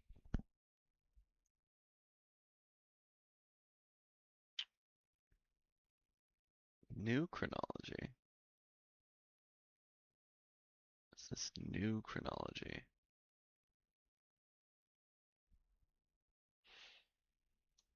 I think Dr. Roll is somebody I would consider listening to, so let's go with Subject. him.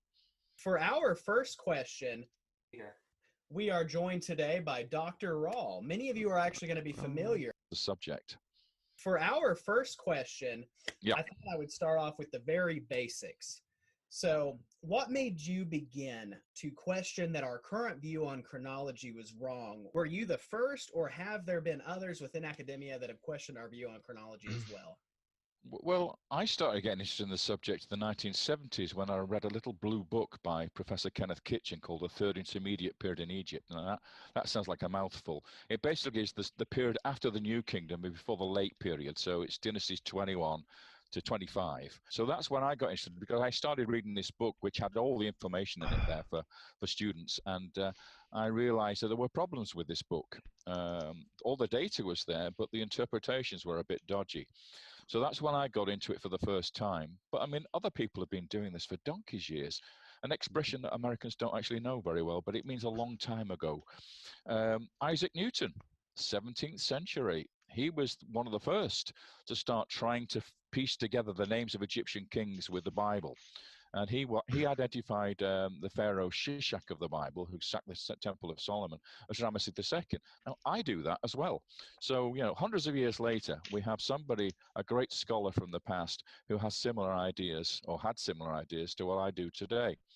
And then you've got people like Professor Jens Lieblein, who was a Norwegian scholar, and he came up with the idea that that you had to join the 21st and 22nd dynasty, put them contemporary with each other. Again, it's something which I do as well. So I'm not the first to suggest these ideas.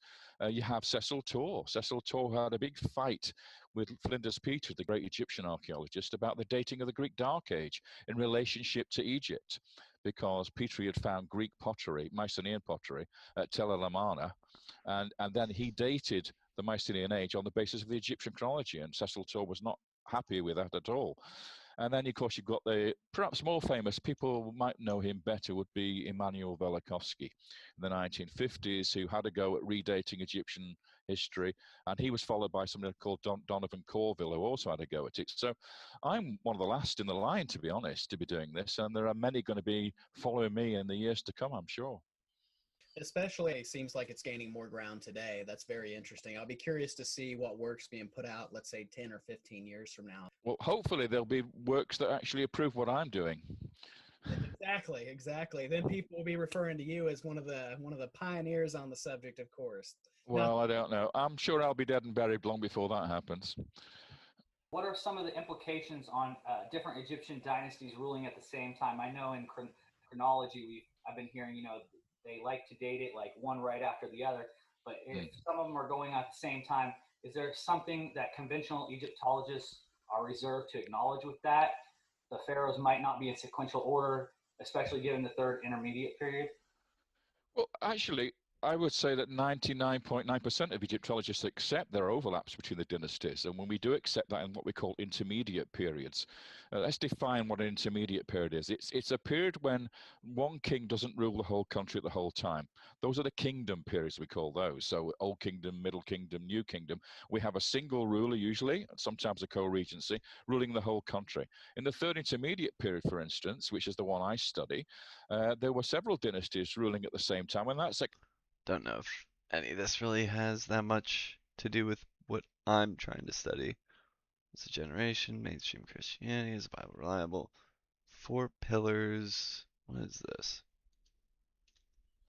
In the 4 pillars of Egyptian chronology you laid out in your work, you mentioned that the last pillar is built upon astronomy, and given some of the calculations, they range over 75 years to the 52nd regnal date of Ramesses II. If we have already predetermined that the 19th dynasty falls within the 13th century, given this foundation, why would academia not be willing to look back on it with hesitation and admit that we need a better chronological order? It's how it's all constructed, really. I mean, the year 52 date that we're talking about here, which is the fourth main pillar of Egyptian chronology, is a lunar date. Now, lunar dates repeat themselves every 25 years. So you can shift the chronology 25 years this way or 25 years that way. No problems. Egyptologists will reasonably do that. But there are other key links that have established this date for Ramesses II in the 13th century. So you've only got a range of about 100 years where you can shift that lunar date backwards and forwards. But of course, if you go to a different radical dating system whereby Ramesses II is not of the 13th century, you can pick your date within those 25-year cycles, those lunar cycles. So that's only a fine-tuning element of the story. The bigger picture is what we do with the chronology in terms of the other pillars. We start with a 664 BC date, which is the one that everybody accepts as the time when Ashurbanipal, the king of Assyria, sacked Thebes in Egypt. He came down there and destroyed the city. That date is pretty much fixed by everybody, and I'm quite happy with that one. But then we get this one that goes a little bit earlier than that in 925 BC, the real problem. All right, this is too far ahead for our purposes. Okay. Just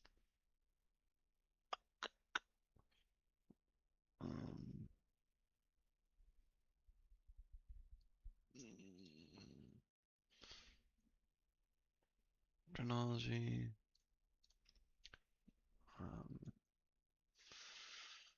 Hi. G. Actually, hold on. Hold on.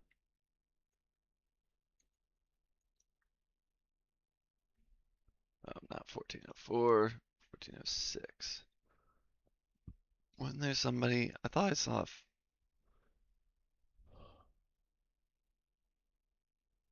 There was someone.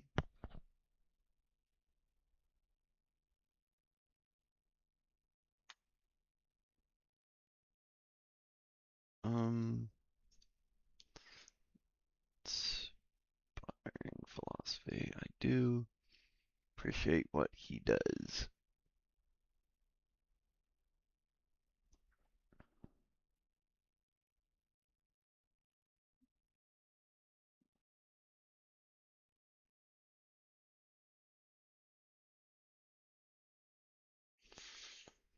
I swear there was one that I was watching about that it was arguing for 1406. Was it his video? Maybe it was this one? Maybe. With their wings spread out. Such a request is unlikely to be fulfilled. Richard Elliott Friedman notes that skeptics assert we've combed the Sinai and not found any evidence. All right. Different.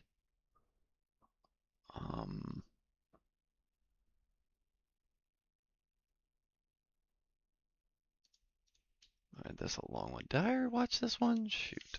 No, I watched. Hold on. Okay. Yeah, I watched Exodus, the Wandering Period. Oh, I watched the Wandering Period, or I tried to, and then I was like, oh no, my body was not agreeing with me at the time. That was Tuesday.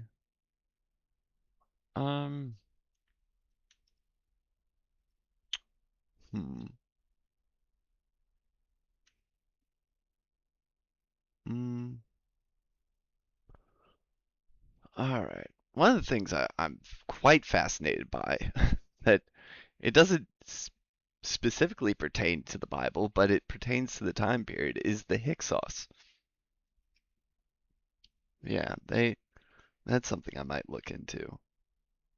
That's something I'm very, very curious about.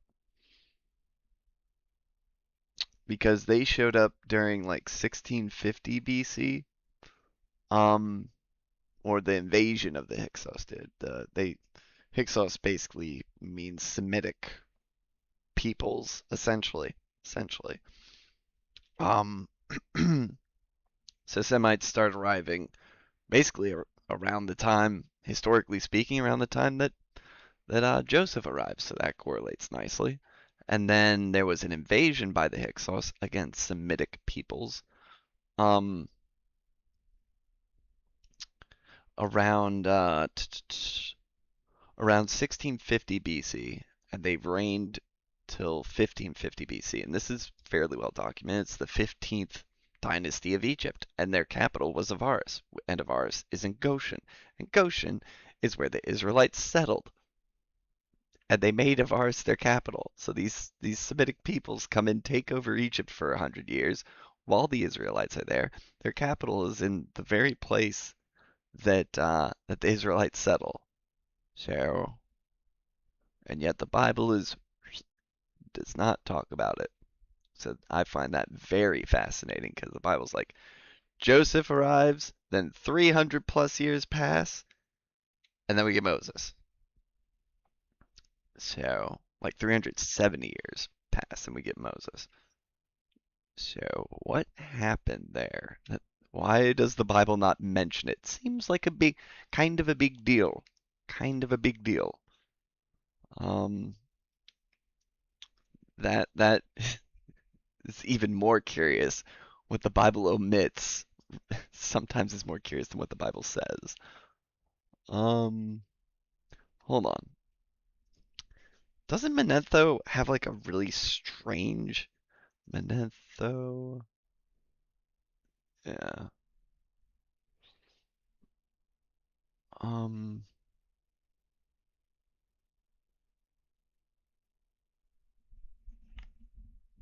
Oh, what the heck?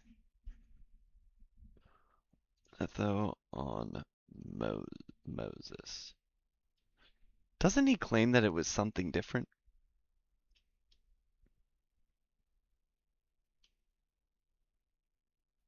Uh, um,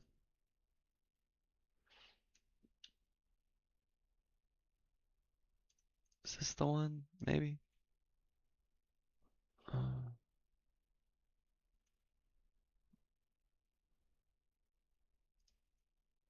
this.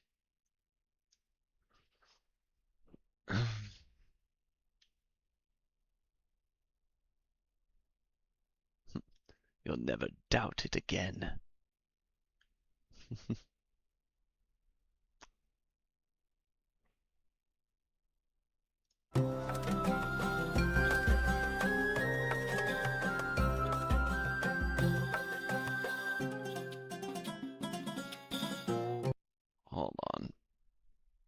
sure I watched some vid by Useful Charts that quotes Exodus Useful Charts. That quotes. Here we go. And I Welcome to a didn't realize how important Manetho was going to be when he first talked about him. Yeah, it's all the way over, so I don't think I took any notes. Doodly-doodly-doo. Here we go. Right here. versions, he's mostly remembered for building a city or establishing a temple, often within Egypt itself, not in Israel. In others, he's the one who invented the alphabet through the guidance of Thoth, or the one who first introduced the Egyptians to the idea of written laws. According to the famous Roman historian Tacitus, Moses did leave Egypt. The most interesting variant is the one written by Manetho, who was an Egyptian priest and historian living in the Ptolemaic period. It is primarily from Manetho that we learn about an Asiatic people called the Hyksos, who temporarily ruled Lower Egypt just prior to the time of Moses, before getting kicked out and forced back to Canaan. However, Manetho also tells a story about an Egyptian priest named Osarseph, who lived just after the Hyksos period. In this story, the pharaoh enslaves a group of lepers, but then Osarseph unites the lepers with the help of the Hyksos and forms an army, defeating the pharaoh. Osarseph then goes on to rule Egypt for 13 years, destroying all other temples except his own, before finally being defeated by the returning pharaoh and forced out of the country. At this point, Osarseph changes his name to Moses. Okay. Yeah, that's okay. Not as interesting as I thought. Obviously, this story about Moses has some parallels to the biblical story about Moses, but it also has some major differences. On top of this, Manetho's account and the biblical account both seem to have parallels to the reign of a historically verified pharaoh named Akhenaten, who lived around the same time as Moses and is mostly remembered for having promoted Around the same time as Moses, 1340s BC. That's 100-year difference.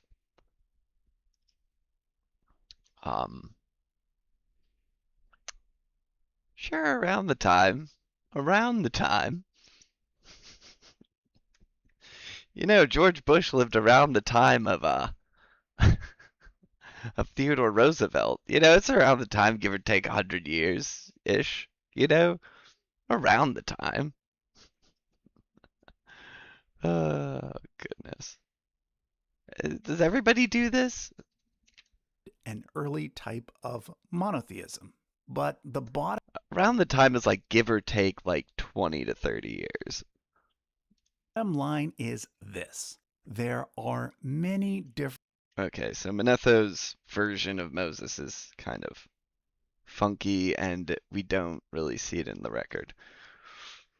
I mean, but he was right about the Hyksos. You know what I mean? It's like he was right about the Hyksos that reigned. We have that, the archaeological record. Unless that's all coming from Manetho, there's no archaeological record. But then when people say that, when I'm all hot, all frustrating, dude.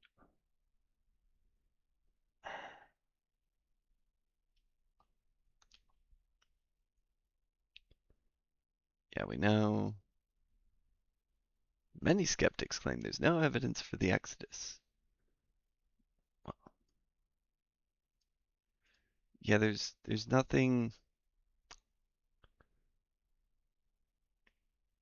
Mainly there's I think their claim is there's no evidence for like Moses coming in, all these plagues happening. And there's something about like, all right, Exodus, the plagues. Let's see what we got here. Plagues of Egypt. All right, what was the meaning? Plagues were really spiritual war. That's one, you know. Oh goodness, an hour and 32 minutes. That is long, but maybe worth it. That's the hard thing about this. I don't know who is worth my time, you know? Which video here is worth my time? Ay, ay, ay. I think we need to finish the wandering period. Well, yeah, because this covers a decent amount of the Book of Exodus. And I didn't get to write down pretty much any notes. I started having some really bad like bodily cramps. I was just taking my mind out of it. So I think we should get back to this and write notes and finish this up. And then after that, I think I should just go into starting to get my video ready on the Book of Exodus. Because it's just doesn't seem like there's enough going on here for me to have conclusive evidence one way or the other, which is fine. I'll give my speculations in my own video. And I'll be like, look, this is just my speculations, best we got, best I can do. Okay. There was a video that I saw that covered the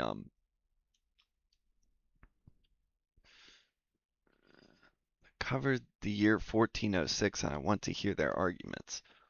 I might look at my history off camera. See if I can find it.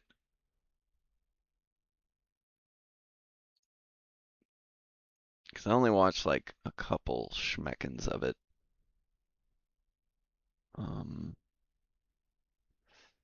Let's see. Gosh, I watch so much YouTube. I'm a boob for YouTube. Mm-hmm.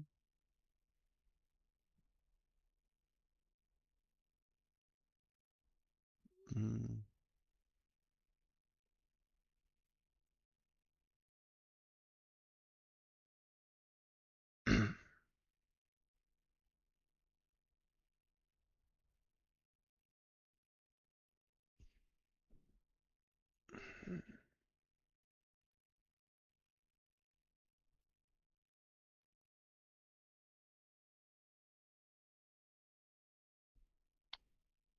Where was it? What the heck?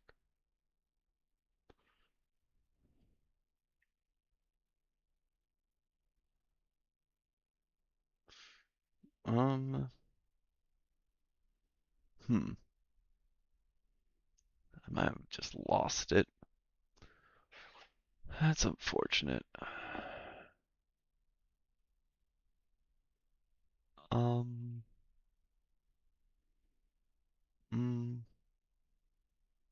Maybe this one? Why is it? Why? It's trying to open a new tab and it clicks back. Like that wasn't what I was trying to do. Completely missed my place.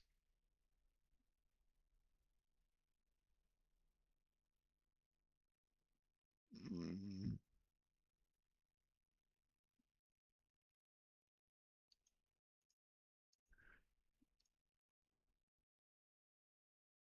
Wasn't this one?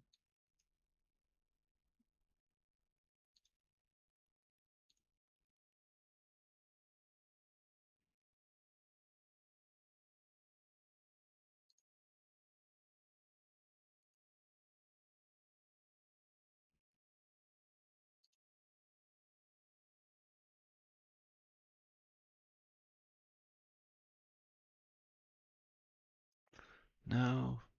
Shoot, I can't find it in my history.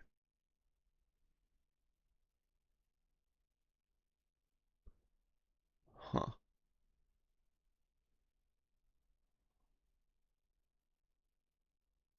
Um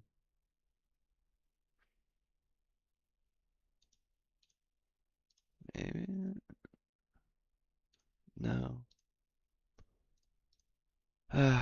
Dang it. I have no idea what happened in that video.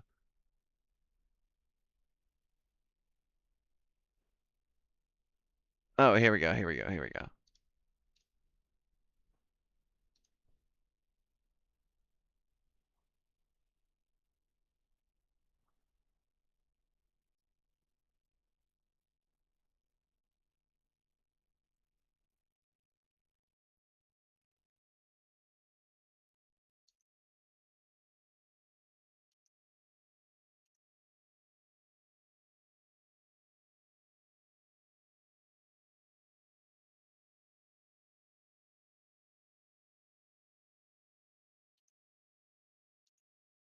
Wait, hold on.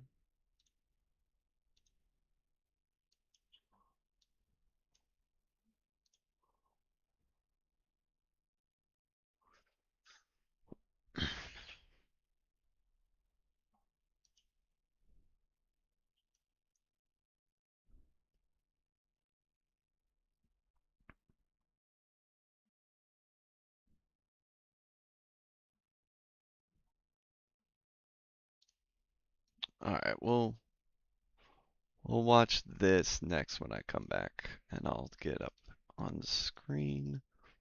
Okay.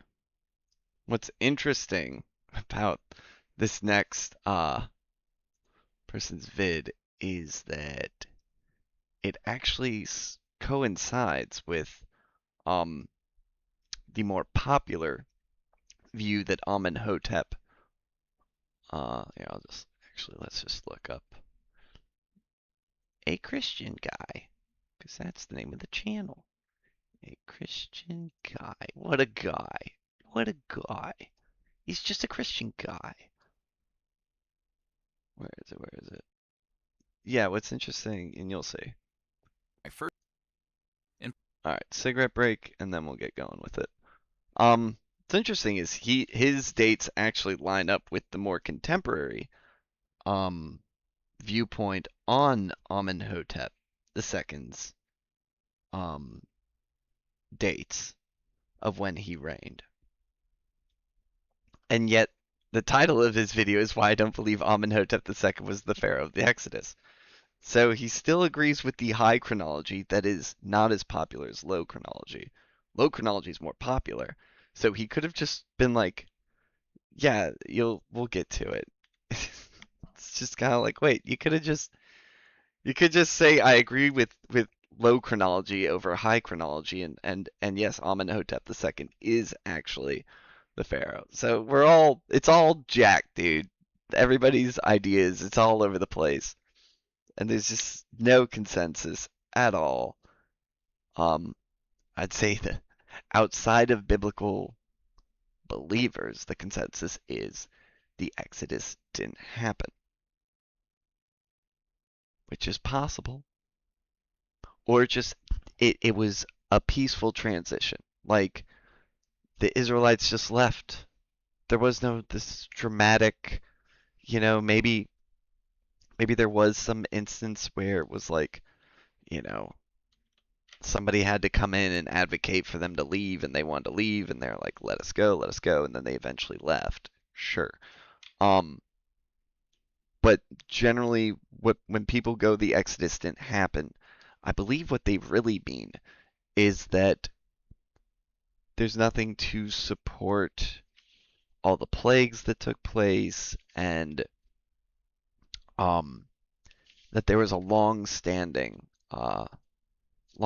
tradition of mass slavery in Egypt. Yeah, I don't think there was, but slavery was in every culture in the Middle East and around the world at this time. So to say that or it didn't even have to be slavery, just harsh conditions for the workers. Oh, but the Egyptians had these workers that were true Dude, we cannot overgeneralize.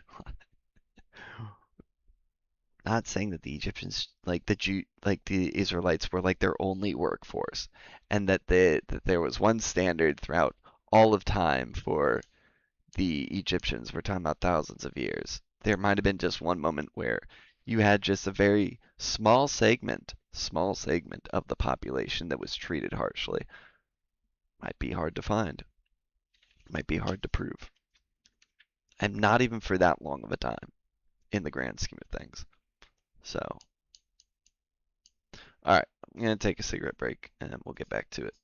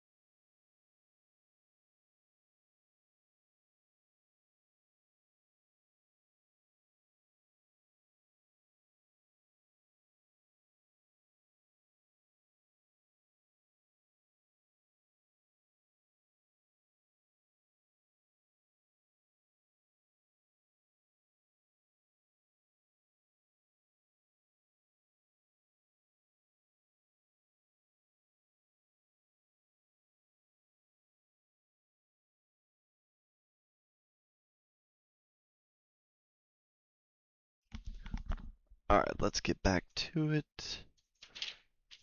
Alright. Hopefully this is, worth our time. In part 8 of my 10-part series on the date of the Exodus, I proposed that the Exodus took place around 1400 BC, in conjunction with the Septuagint's reading of 1 Kings chapter 6 verse 1, approximately 440 years prior to Solomon's construction of the first temple. This makes my proposal one that favors an So why do you agree with the 440th rather than 480th? That is the question.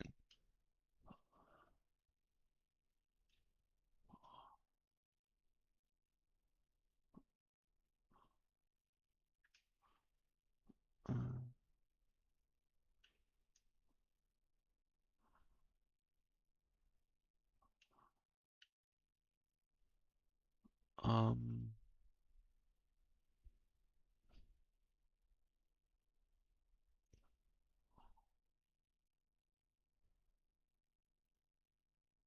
Hold on. Yeah, I'm just by looking at that, let us see.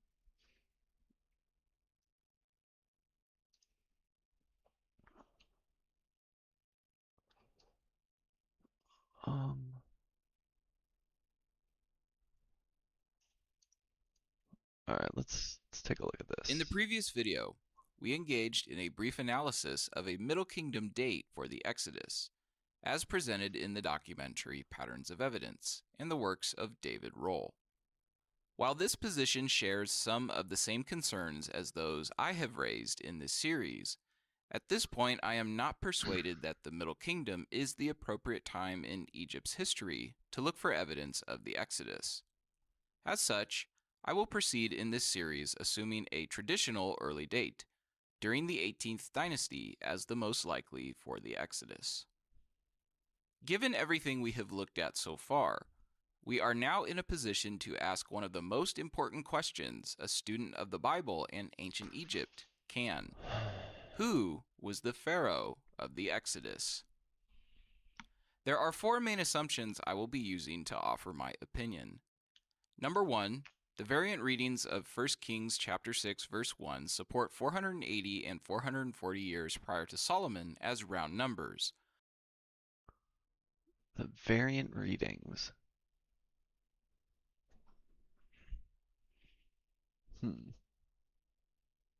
So it could have been 440, which if it's 440, then that actually, what's so fascinating is nobody's talking about if it's 440, that actually lines up with the more popular understanding that Amenhotep II reigned from 1426 to 1401. Why is everybody going by it? Why are we stuck on this high chronology? How else does high chronology fit where low chronology doesn't? Ay, ay, ay. This is so kind of beyond my. I mean, it's 100% within my scope. It's just I'm trying not to go too deep into the rabbit hole for all this. All right, I'm gonna take a moment. We're gonna break ranks on this, and I'm gonna do my parts of I'm gonna try to do what I did with Genesis, and with Genesis, I split it into 6 separate parts. So I'm gonna try to do that for Exodus. I don't know if it'll how well that'll go. Let's see. Part 1 will be. All right, so let's change it up here. All right. Doodly doo doo doo doo.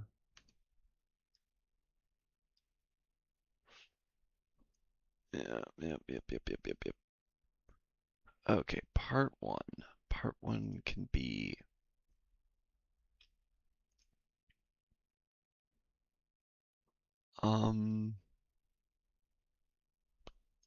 probably everything before he confronts Pharaoh. Genealogy. All right, yeah, so I'm gonna say, let's see, chapter 1 through 6. Moses before he confronts Pharaoh. Interesting, I say before he confronts Pharaoh, and then it's Moses and Aaron before Pharaoh. No, well, no, that's Moses and Aaron during Pharaoh. In front of Pharaoh. Confront Pharaoh. All right, part 2.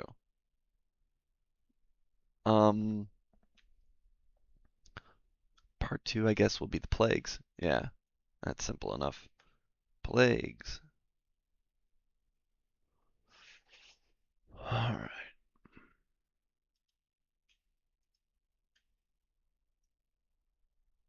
Which is all the way to, so it's chapter 7 to chapter 11. All right.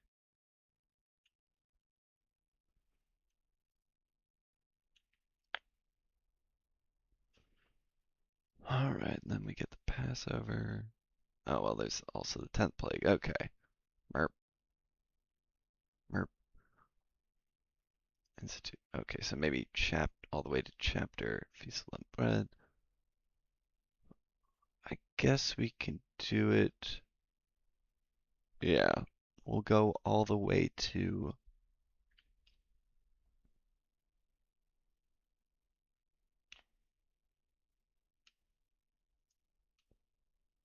Okay.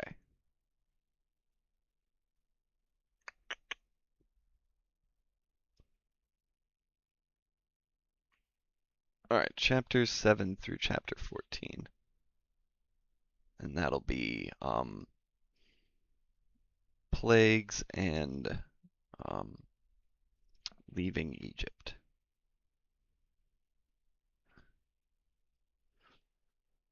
Okay, part 3. So that'll be chapter 15 to, let's see how we can section this. 15.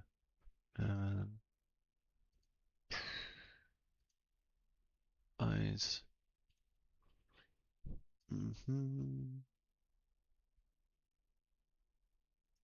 It's like hell. Um.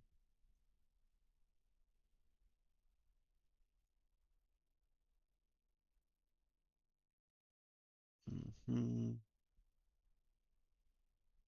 Mm-hmm. Oh my goodness.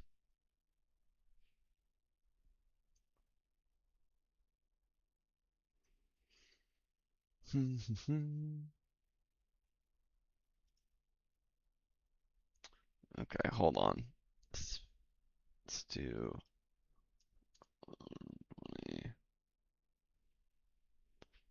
Um, maybe just 15 to chapter 19. Just a quick little part here. What to call this?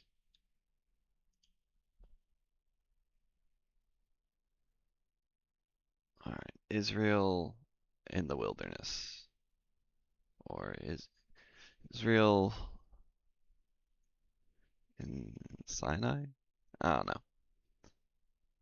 Israel starts in Sinai.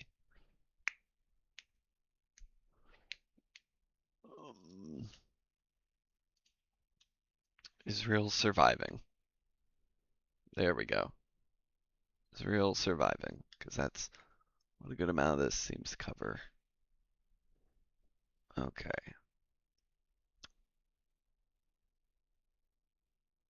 Maybe it should just be 15 to 18. Yeah. Um.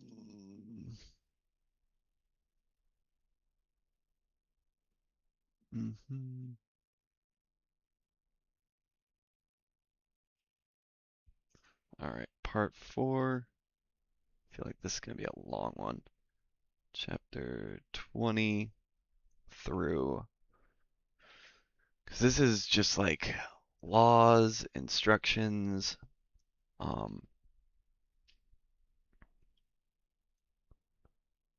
yeah, laws and instructions. And how long does this go on for? And instructions. Conquest of Canaan promised. Covenant confirmed. Is for the sanctuary. Yeah. So instructions. Tabernacle. On the court tabernacle of lamp. There's garments. Consecration of the priests.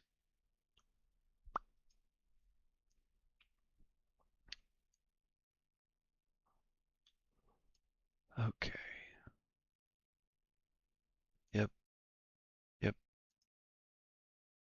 Okay, let's go to 31. All right, part 5. All right. Chapter 32 through. All right, so we have the golden calf incident. And then, let's see. Moses intercession. New tablets. Covenant renewed.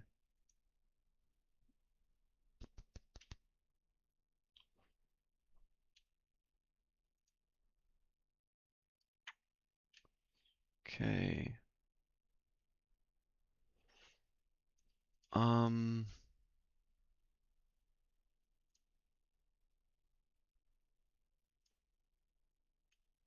Okay, so we'll do 32 to 40. Golden calf and building / making. Yeah, building / making. Golden calf, building / making. Okay, those are the 5 sections that I got for Exodus. Oh, my brain is getting in a twist with all this stuff, dude. All these different dates and this and that and the other. It's like, you know, nobody's explaining why they use high chronology over low chronology when low chronology seems to be more popular. So that's like a whole rabbit hole that nobody's like explaining. Then like somebody's like, oh, I go with the 440 years, not the 480. That's more popular.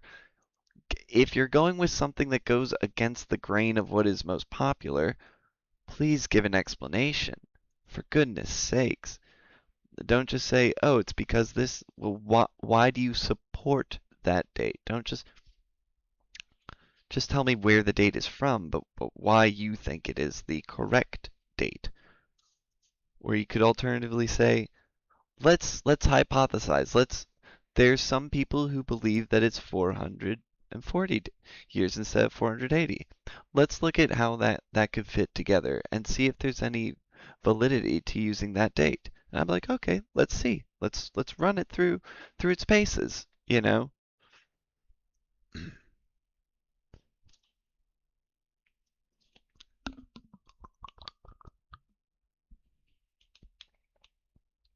And heck, maybe I do some of this in my own. Look, I give people my confidence level, and I try to explain what my confidence level is.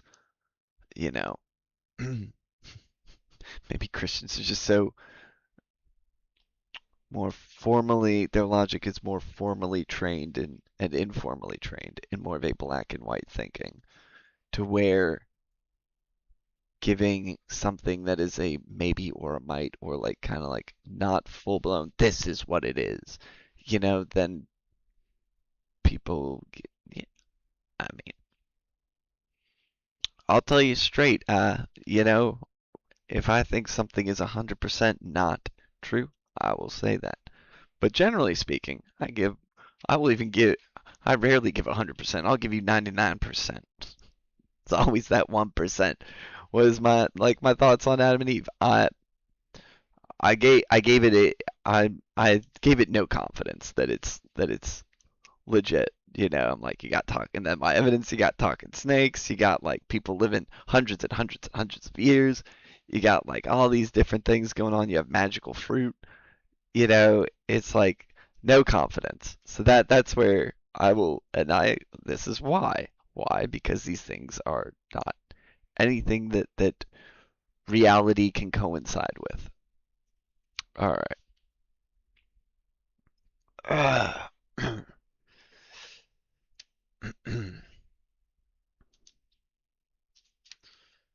Okay.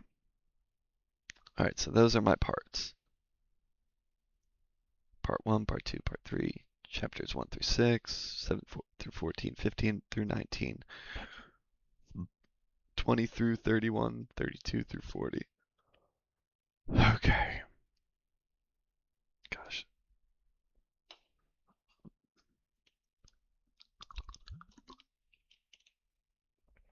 All the while, my interest has been most piqued by the Hyksos. Oh man.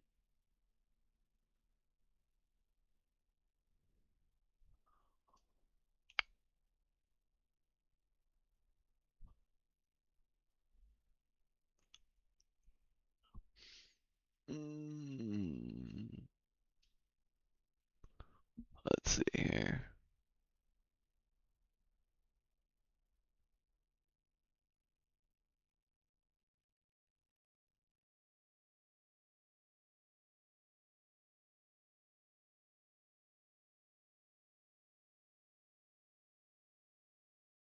In the last couple of episodes of this series, Ancient Egypt, Dynasty by Dynasty, we've seen how Egypt was divided up during the time frame that we today call the Second Intermediate Period. Oh, let's go back to he's got one about the Dynasty 15, so let's look at that. So that is the Hyksos Dynasty. Alright.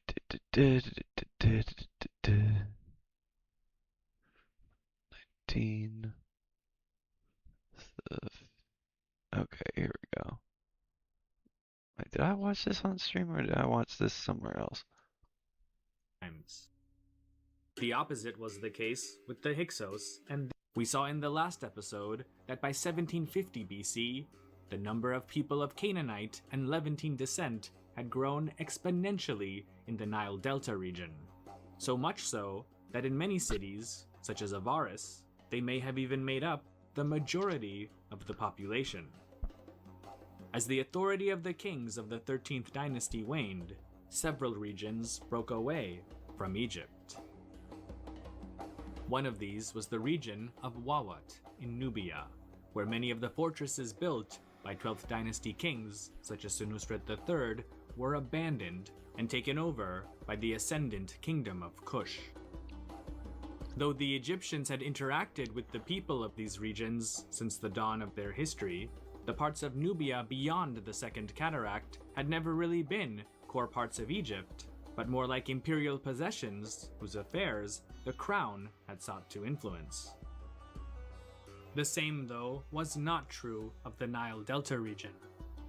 Ever since Narmer had reunited the two lands of Upper and Lower Egypt nearly 1400 years before, the marshy but fertile floodplains of the Delta region had been an integral part of the country, and its gateway to Canaan, the Levant, and the lands far to the east.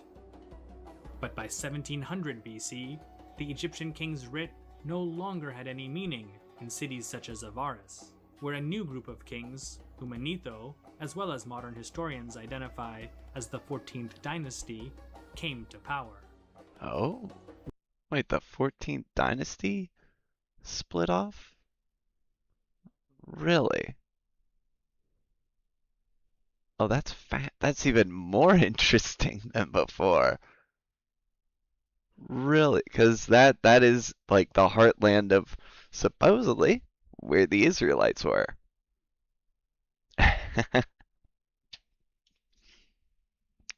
Well, now we need to look up the 14th dynasty. That is indeed the case. Where are we going? Ancient Greek. Here we go. Let's go here. Where's this 14th dynasty? That is fascinating. Wait a minute. Alright, 13 and 14. Okay. So As we've seen in past programs, ideologically, the political unity of the two lands of Upper and Lower Egypt under the rule of one king was a prerequisite for the stability and prosperity of Egyptian society. Without it, there was, at least in theory, chaos. When this political unity broke down and the country was fractured into smaller, competing states, we had what modern Egyptologists refer to as an intermediate period. We saw one such era, the First Intermediate Period, roughly between 2180 to 2040 BC. During that time, there were essentially 5 royal houses that claimed to be the true rulers of Egypt, though eventually, a member of what we refer to as the 11th dynasty, from the city of Thebes, defeated its rival claimants and was able to unite enough of the country behind it to, in a practical sense, be the rulers of Egypt. After the 11th dynasty came the 12th, whose kings are said to have ruled over a golden age. At the time, the economy was booming, the arts flourished, and the reach of the state expanded far beyond Egypt's traditional borders, especially south into Nubia. However, for reasons that are still not completely understood, the 12th dynasty fell apart around 1790 BC, with apparently another family or group of kings replacing it. It was during the reign of this so-called 13th dynasty that another period of political fragmentation would begin, and kick off what has come to be known as the Second Intermediate Period.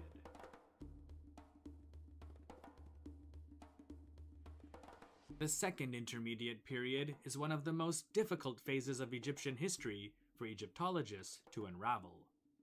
In short, it consisted of the political breakdown of the Egyptian state into groups of kings we refer to as dynasties, though as we'll see, at least one of them may not have constituted a dynasty in the traditional sense. The main sources for the names of the kings of this period are Manetho's Aegyptiaca, written in the 3rd century BC, and a king list thought to date to the reign of Pharaoh Ramses II that we call the Turin Canon. Unfortunately, the incomplete nature of these documents, along with scant archaeological evidence to confirm the existence of these rulers, let alone the order of their reigns, has made our understanding of the political situation during the Second... Hold on.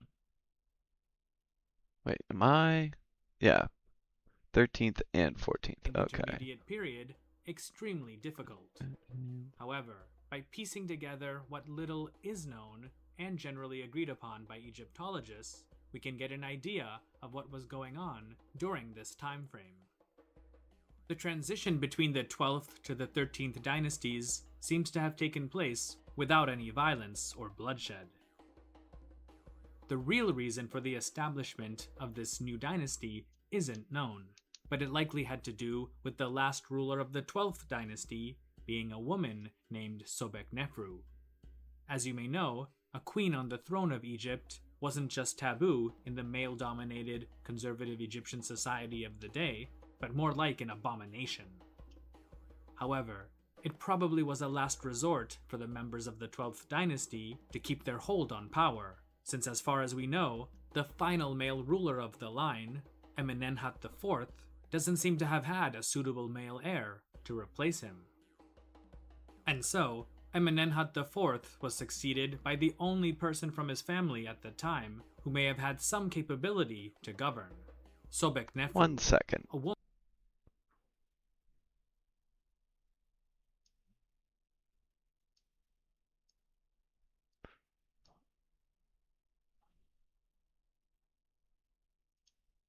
woman who was likely his half-sister, but could also have been his wife or daughter.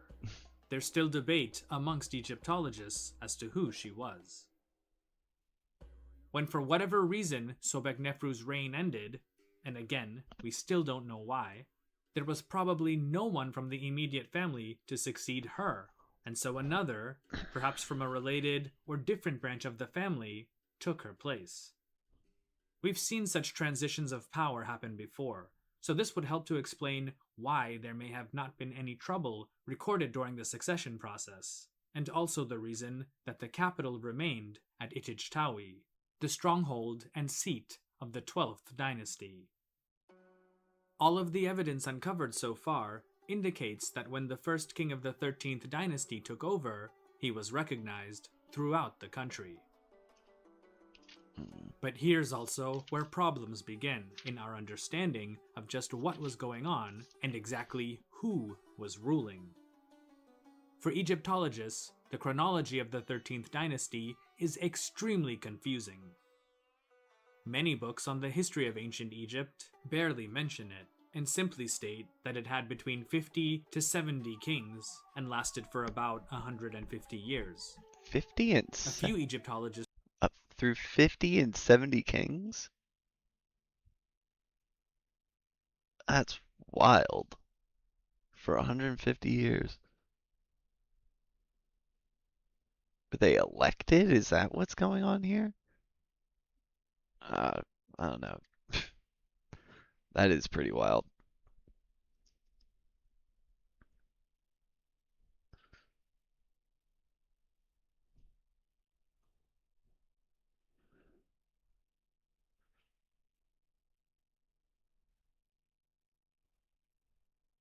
Okay. though contend that there were only 10 kings who ruled for a total of 70 years. This in and of itself is a bad sign, because so many kings in so short a period implies major political instability at the top. One theory that's been proposed is that perhaps the 13th dynasty wasn't really a dynasty at all, but instead a number of rotating or elected rulers from the various powerful families of the day. Since the most respected leaders in every family were generally also the eldest, it would mean that whoever was chosen to be king would have already been quite old to begin with. This might explain the short reigns of so many kings. Such a system may also have been devised to prevent another great civil war like the one that occurred after the demise of the 6th dynasty, which also started due to a crisis of succession. Along with not knowing much about the identities of its rulers, Egyptologists also continue to debate the order of the 13th dynasty's known kings. Part of the reason for this is that no royal annals from the time have been discovered, and existing king lists, such as the Turin Canon, are damaged, incomplete, and conflict with other known information, leading Egyptologists to constantly revise and come up with new hypotheses. For example, up until fairly recently, a king named Wegaf was identified to have been the first king of the 13th dynasty. Now, as of perhaps only the last 2 decades, the consensus amongst Egyptologists is that Wegaf may have been the 18th or 19th ruler of the line, and that a king named Sobekhotep was the first ruler of the dynasty. Unlike with previous dynasties, there are few, if any, records of significance with regard to official state policies or military activities. For example, state-sponsored mining activities in the Sinai seem to have ceased, and military campaigns in Nubia are no longer mentioned. Yet despite this, the state seems to have survived intact, with little change in Egypt during the new dynasty's first few decades. The credit for this goes not to any individual ruler, but to the efficient government bureaucracy that had been set up during the reigns of 12th dynasty kings, such as Senusret III. The real power brokers and managers of the kingdom were the capable viziers and Egypt's top civil servants. The kings were probably just figureheads who were still needed for ideological and religious reasons, but who may not have played any effective role in running the country. Unfortunately, the government was in Ichijtawi, and capable administrators didn't have the divine authority or charisma that a powerful king such as Senusret or Amenemhat III would have had to have exerted their will throughout the entire country. The same was true for the short-lived and likely old kings who, as far as we know, never really left the capital. And so, gradually the central government's power in Itij-Tawi carried less weight in the provinces, especially along the peripheries of the kingdom. By the reign of a king named Sobek-Hotep IV, who could have ruled any time between 1750 to 1650 BC, the Egyptian government's authority in its far-flung provinces and conquered territories more or less collapsed. While Egyptologists consider Sobek-Hotep IV to have been one of the more powerful kings of the 13th dynasty, he was not able to avert the loss of sizable chunks of territory that the Egyptians had controlled for nearly 2 centuries. Either during or just It's like, okay, I don't know. I don't have much to really comment on. I'm just listening and learning, you know? shortly after Sobek-Hotep IV's reign, the great 12th dynasty fortress cities in Egyptian-controlled Nubia, specifically in Wawat, were relieved of their garrisons and eventually completely abandoned. In some cases, the remaining guards and soldiers simply defected to the ascendant Nubian kingdom of Kush. The irony is that these great fortresses were specifically built for the sole purpose of protecting Wawat from Kushite attacks. So much for that strategy. The second great series of events was that in the north, specifically the eastern delta regions of Lower Egypt, a seismic demographic shift had been occurring for generations that had irreversibly altered the cultural and political landscape of the region. Since at least 2000 BC, groups of people from Western Asia had been settling in Egypt. They're collectively referred to in Egyptian texts as Asiatics, though most of them seem to have come from the lands of Canaan and parts of the southern Levant.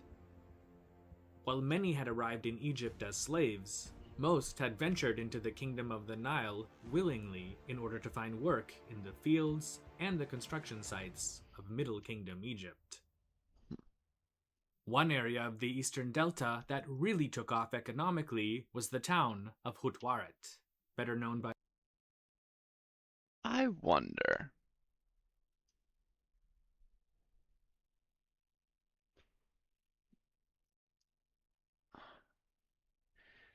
If the tribes of Israel, I don't know.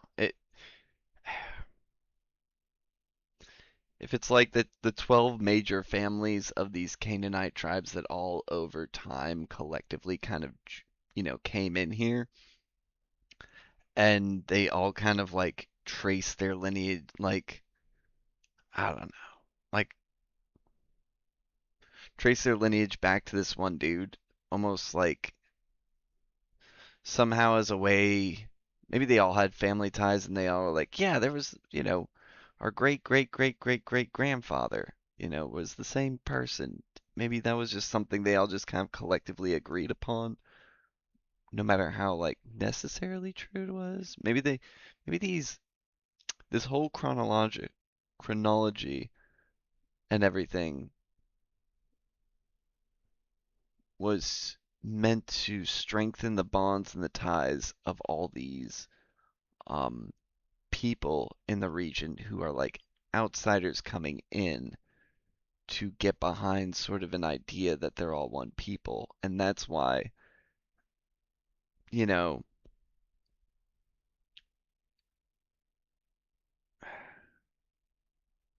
that was the necessity of tracing their lineage back to Joseph and then tracing their lineage back even further. Just be like, look, we've all been sort of like, we're all kind of a part of this group. You know, Abraham's all the way back here.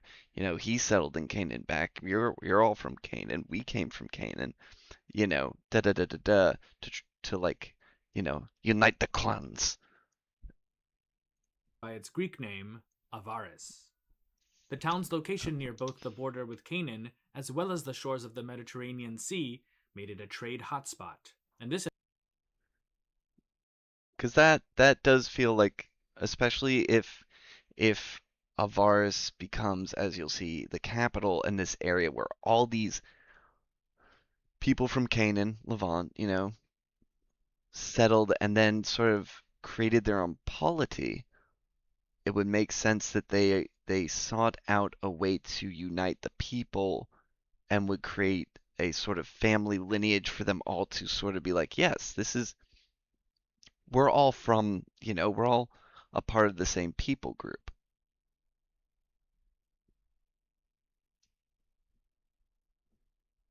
This attracted many people from the nearby countries to settle in Avaris and make their fortunes.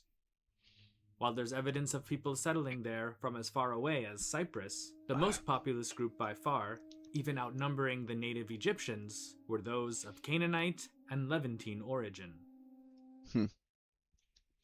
Notice that one dude.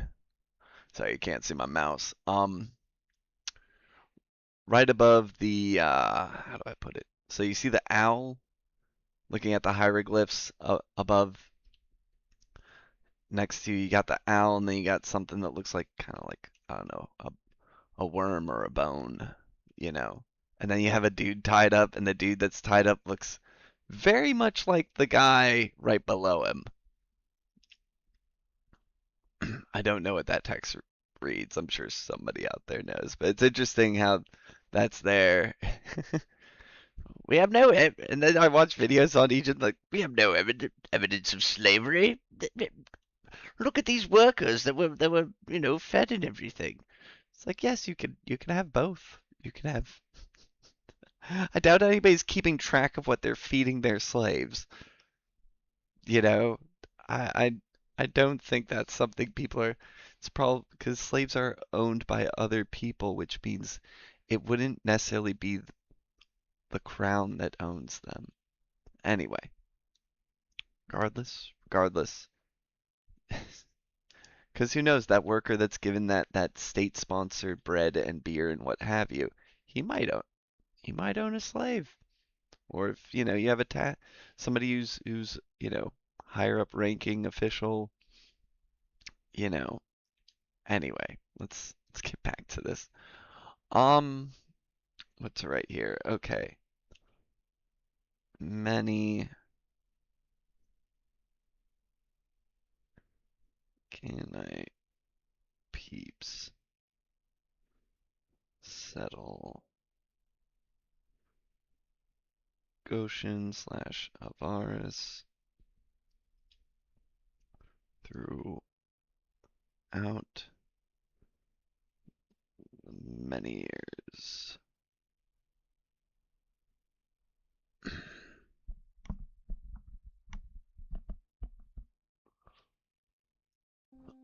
By the height of the Middle Kingdom, around 1800 BC, communities of Egyptianized Canaanites could be found in nearly all of the major cities of Egypt. Though they may have started out as manual workers and farmhands, over a few generations, many of them rose to relatively high positions within the local Egyptian government in fast-growing cities such as Avaris. They also had become extremely wealthy from all of the lucrative trade that came with being at the nexus of Africa, Asia, and the Eastern Mediterranean world. Interesting. All right.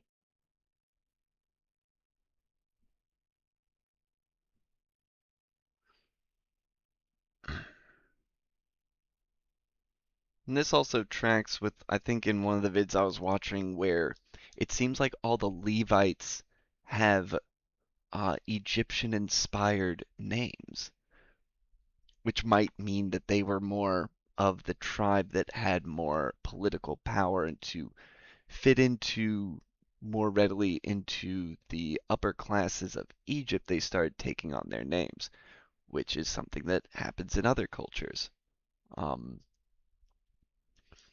So that's something to consider. Wealthy, and this also correlates with I had some preconceived notions. Hey, it's supporting my preconceived notions, therefore it must be right. But I did. When I'm looking at the fact that like the Israelites, Joseph and everything moves into Avaris Goshen, that region that the video is talking about. It happened in like, 1870s BC, it would be reasonable. And it seemed like they start out with Joseph being put into a decent position of power. It would make sense that's a great head start for the people to stay in at least the good graces of the nobility because they've helped out in such a significant way.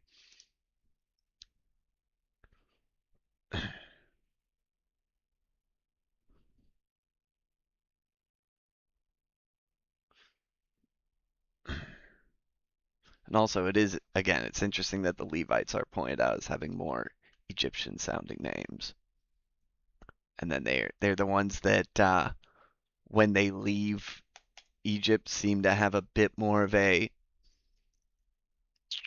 like authoritarian style or authoritative position with the Israelites initially. Kind of goes hand in hand. While the governor appointed by the crown may have paid lip service to the king, in reality he had his own independent administration that was making trade deals and raising private armies without the help from any official in Itich-Tawi. Oh, let's hear that again. Appointed by the crown may have over a few generations, many of them rose to relatively high positions within the local Egyptian government in fast-growing cities such.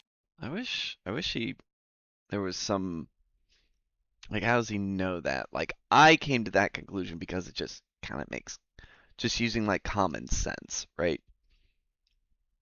But how does he know that? Because it could very well have gone the opposite, where they're just constantly like oppressed, and what have you. Maybe there's just no sign of that. Like maybe he's looking at the archaeology and it's like, it looks like they're doing well, they're flourishing, they're, da da da da da. So he's come to these conclusions that way. I'm not sure. Such as Avaris. They also had become extremely wealthy from all of the lucrative trade that. Like, did they? I mean, it makes sense. Look at where Avaris is. That's a very nice spot for, trade. It's on the river. It's at like sort of like, it's at a good spot. So it makes sense that would be a nice little trading hub instead of like Heliopolis. You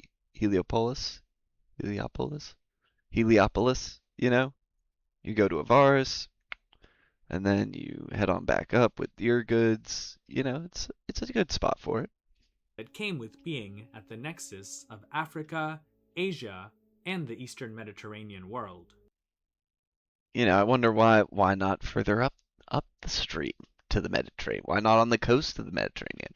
It is fascinating to me that you have this whole delta, and yet the cities that were most populous actually are further, I guess, upstream. Upstream from the Mediterranean are the ones that, like Memphis and Ichtawa and Giza, as opposed to being on the coast, ready to. And my, theory is this is, Egypt rose to power before there was a lot of trade happening on the coast. So that's something. If you look at, popular cities in the ancient world, rarely are they directly on the coast because nobody's building sizable ships for trade yet. Because sailing isn't necessarily,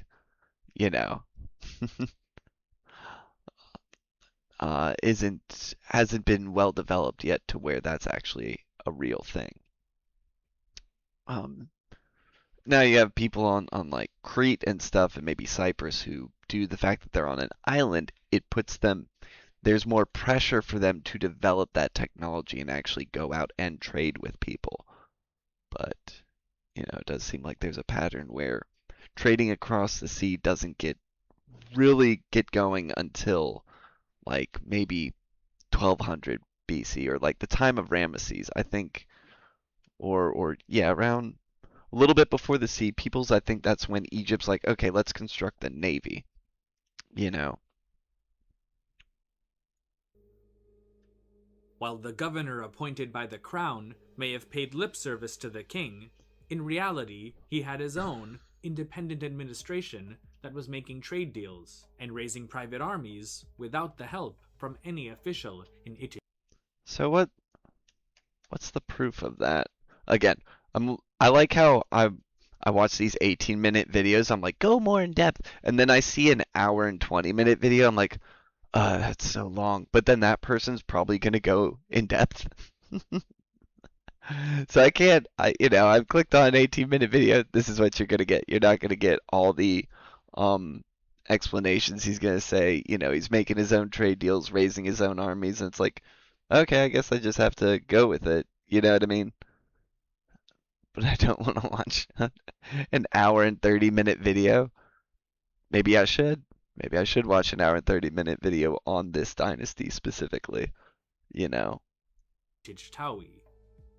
By the looks of the palaces, temples, and lavish tombs, almost all of them in a style similar to those found in Canaan and the Levant, the people of Avaris were living a life just as good, or perhaps even better, than some Egyptian elites in cities such as Memphis and Thebes. And there you go. It's like, look at what they're building. They're building these lavish palaces. That shows wealth.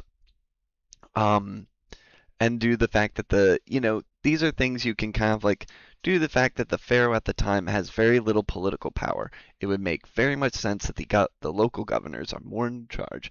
They're building these palace complexes, and so it makes sense that they have the freedom to set their own trade deals with other people, and that they would have their own private army for defense, because the pharaoh seems to be incapable of showing any sort of political power in the situation. So those conclusions do make sense if the pharaoh doesn't have enough political power, but these governors are still building these massive projects. Then you can assume, and reasonably so, that they also have potentially their own private army, and everything that comes with basically kind of being like a semi-autonomous region of a country. All right, let's see.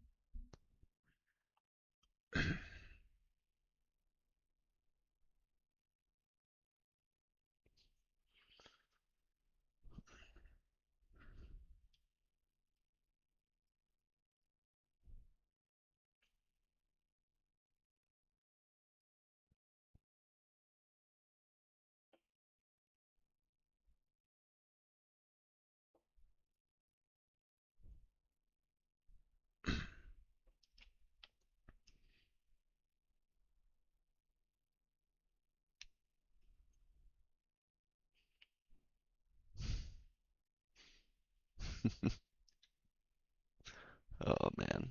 All right, hold on.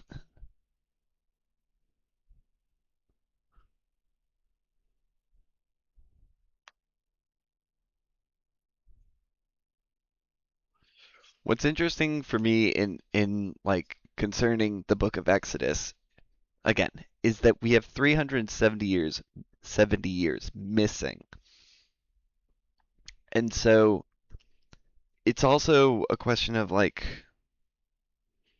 okay, so what happened between Joseph getting his people there and being in amazing graces of the Pharaoh, to then they're like, oh, we're being worked like nobody's business.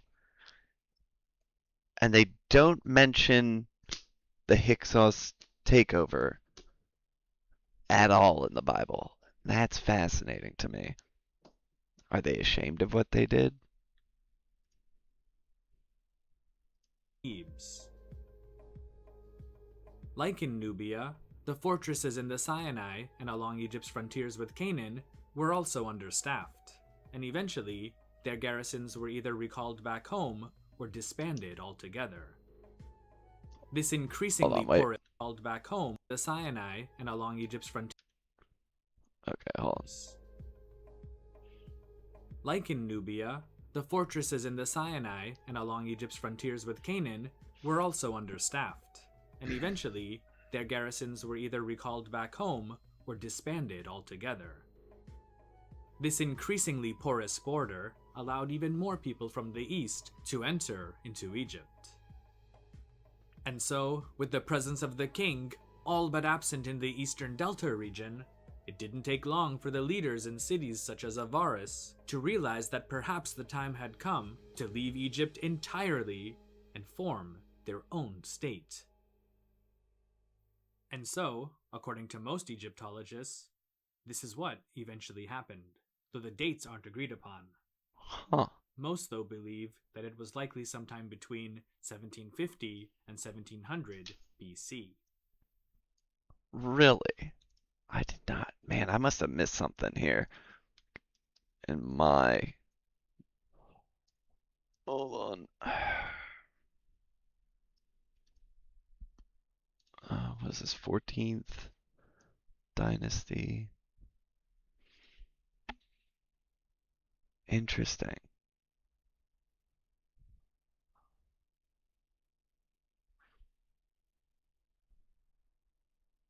Huh.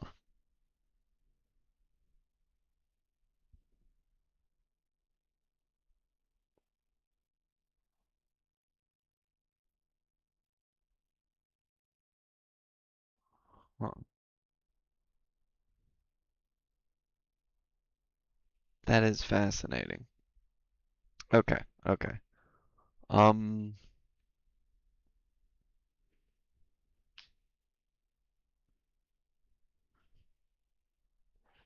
Where's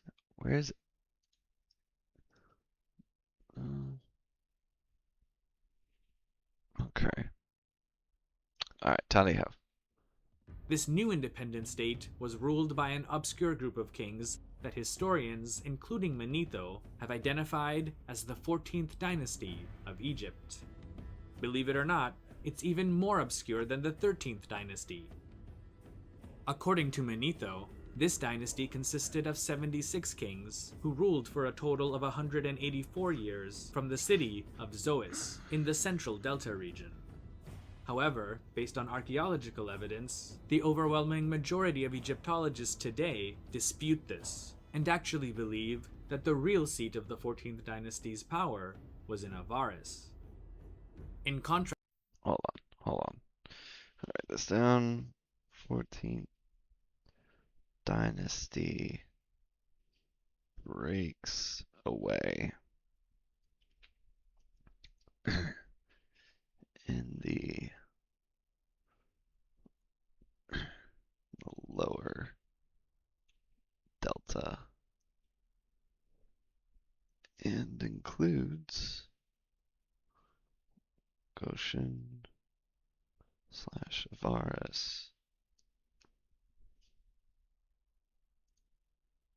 This new independent state was ruled by an obscure group of kings that historians, including Manetho, have identified as the 14th dynasty of Egypt. Believe it or not, it's even more obscure than the 13th dynasty. According to Manetho, this dynasty consisted of 76 kings who... And the Bible mentions none of this. This is so fascinating. This is something that's like very... It seems like something that people would write about if this was a part of their history. You know?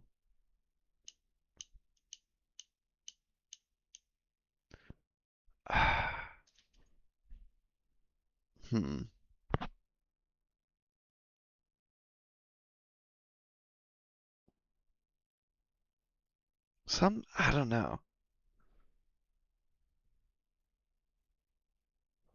I don't know. ruled for a total of 184 years from the city of Zois in the central Delta region. However, based on archaeological evidence, the overwhelming majority of Egyptologists today dispute this, and actually believe that the real seat of the 14th dynasty's power was in Avaris. In contrast to Manetho, the Turin canon mentions only 56 kings, though the list is damaged and may have included another 10 or more names that are now lost to us. Interestingly, many of the known names are of Canaanite or Levantine origin. Other than this, though, there's little evidence of their existence, and more information may not be forthcoming, since excavating in the marshlands of the Nile Delta can at times be next to impossible. The best attested king of the 14th dynasty is Nehesi, who Egyptologists believe may have been the first, second, or sixth king of the group. Though his father may have been of Canaanite ancestry, his mother most likely was a Nubian. Despite a seemingly effortless break from Itij-Tawi, the new dynasty in the Delta was not without problems. Many problems. The archaeological record indicates that there was plenty of civil strife, along with drought, famine, and even plague affecting the population for several years. In short, the 14th dynasty's rulers could have used a great deal of help from the government in Itij-Tawi. As for the 13th dynasty, its rulers seem to have fared no better. Along with suffering from the same afflictions as those affecting the people in the Delta, its rulers also had to deal with the great economic blow of losing out on most of the trade, not just from the Eastern Mediterranean and the Levant, but also from Nubia to the south. By around 1650 BC, the societies living within the land under the jurisdiction of the 13th and 14th dynasties were suffering and ripe for change. Though it had lost several territories, most notably in the Eastern Delta and the territory of Wawat in Nubia, most of what had traditionally been Upper Egypt still remained loyal to the 13th dynasty. Despite this, its rulers didn't seem to have the power, nor the will, to take back the territory now controlled by the upstart kingdom of the 14th dynasty, the latter itself being too weak militarily to expand in any direction. Thus, it, and nearly all of Lower Egypt, became an easy target for a more technologically advanced aggressor who, at least according to traditional Egyptian sources, came from the east. These were a people who possessed the latest Bronze Age technology and whose soldiers employed horse-drawn chariots to overwhelm and destroy their enemies. They were called by later Egyptians Hekau Khasut. We today know them by their more common Greek name, the Hyksos.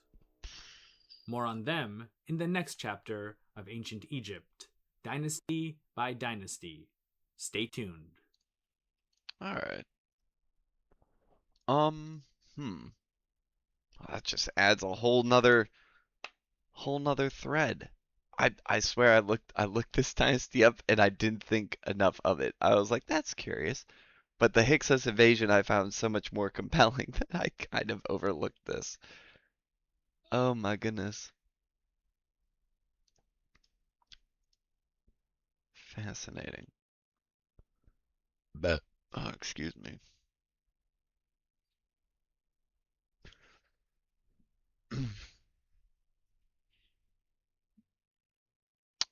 Alright, y'all. It is that time for me to get rolling. So, I hope you guys have a great day. And, like, comment, subscribe. Yeah, need to. Yeah, need to. Alright. Yeah, have a wonderful day. Peace out.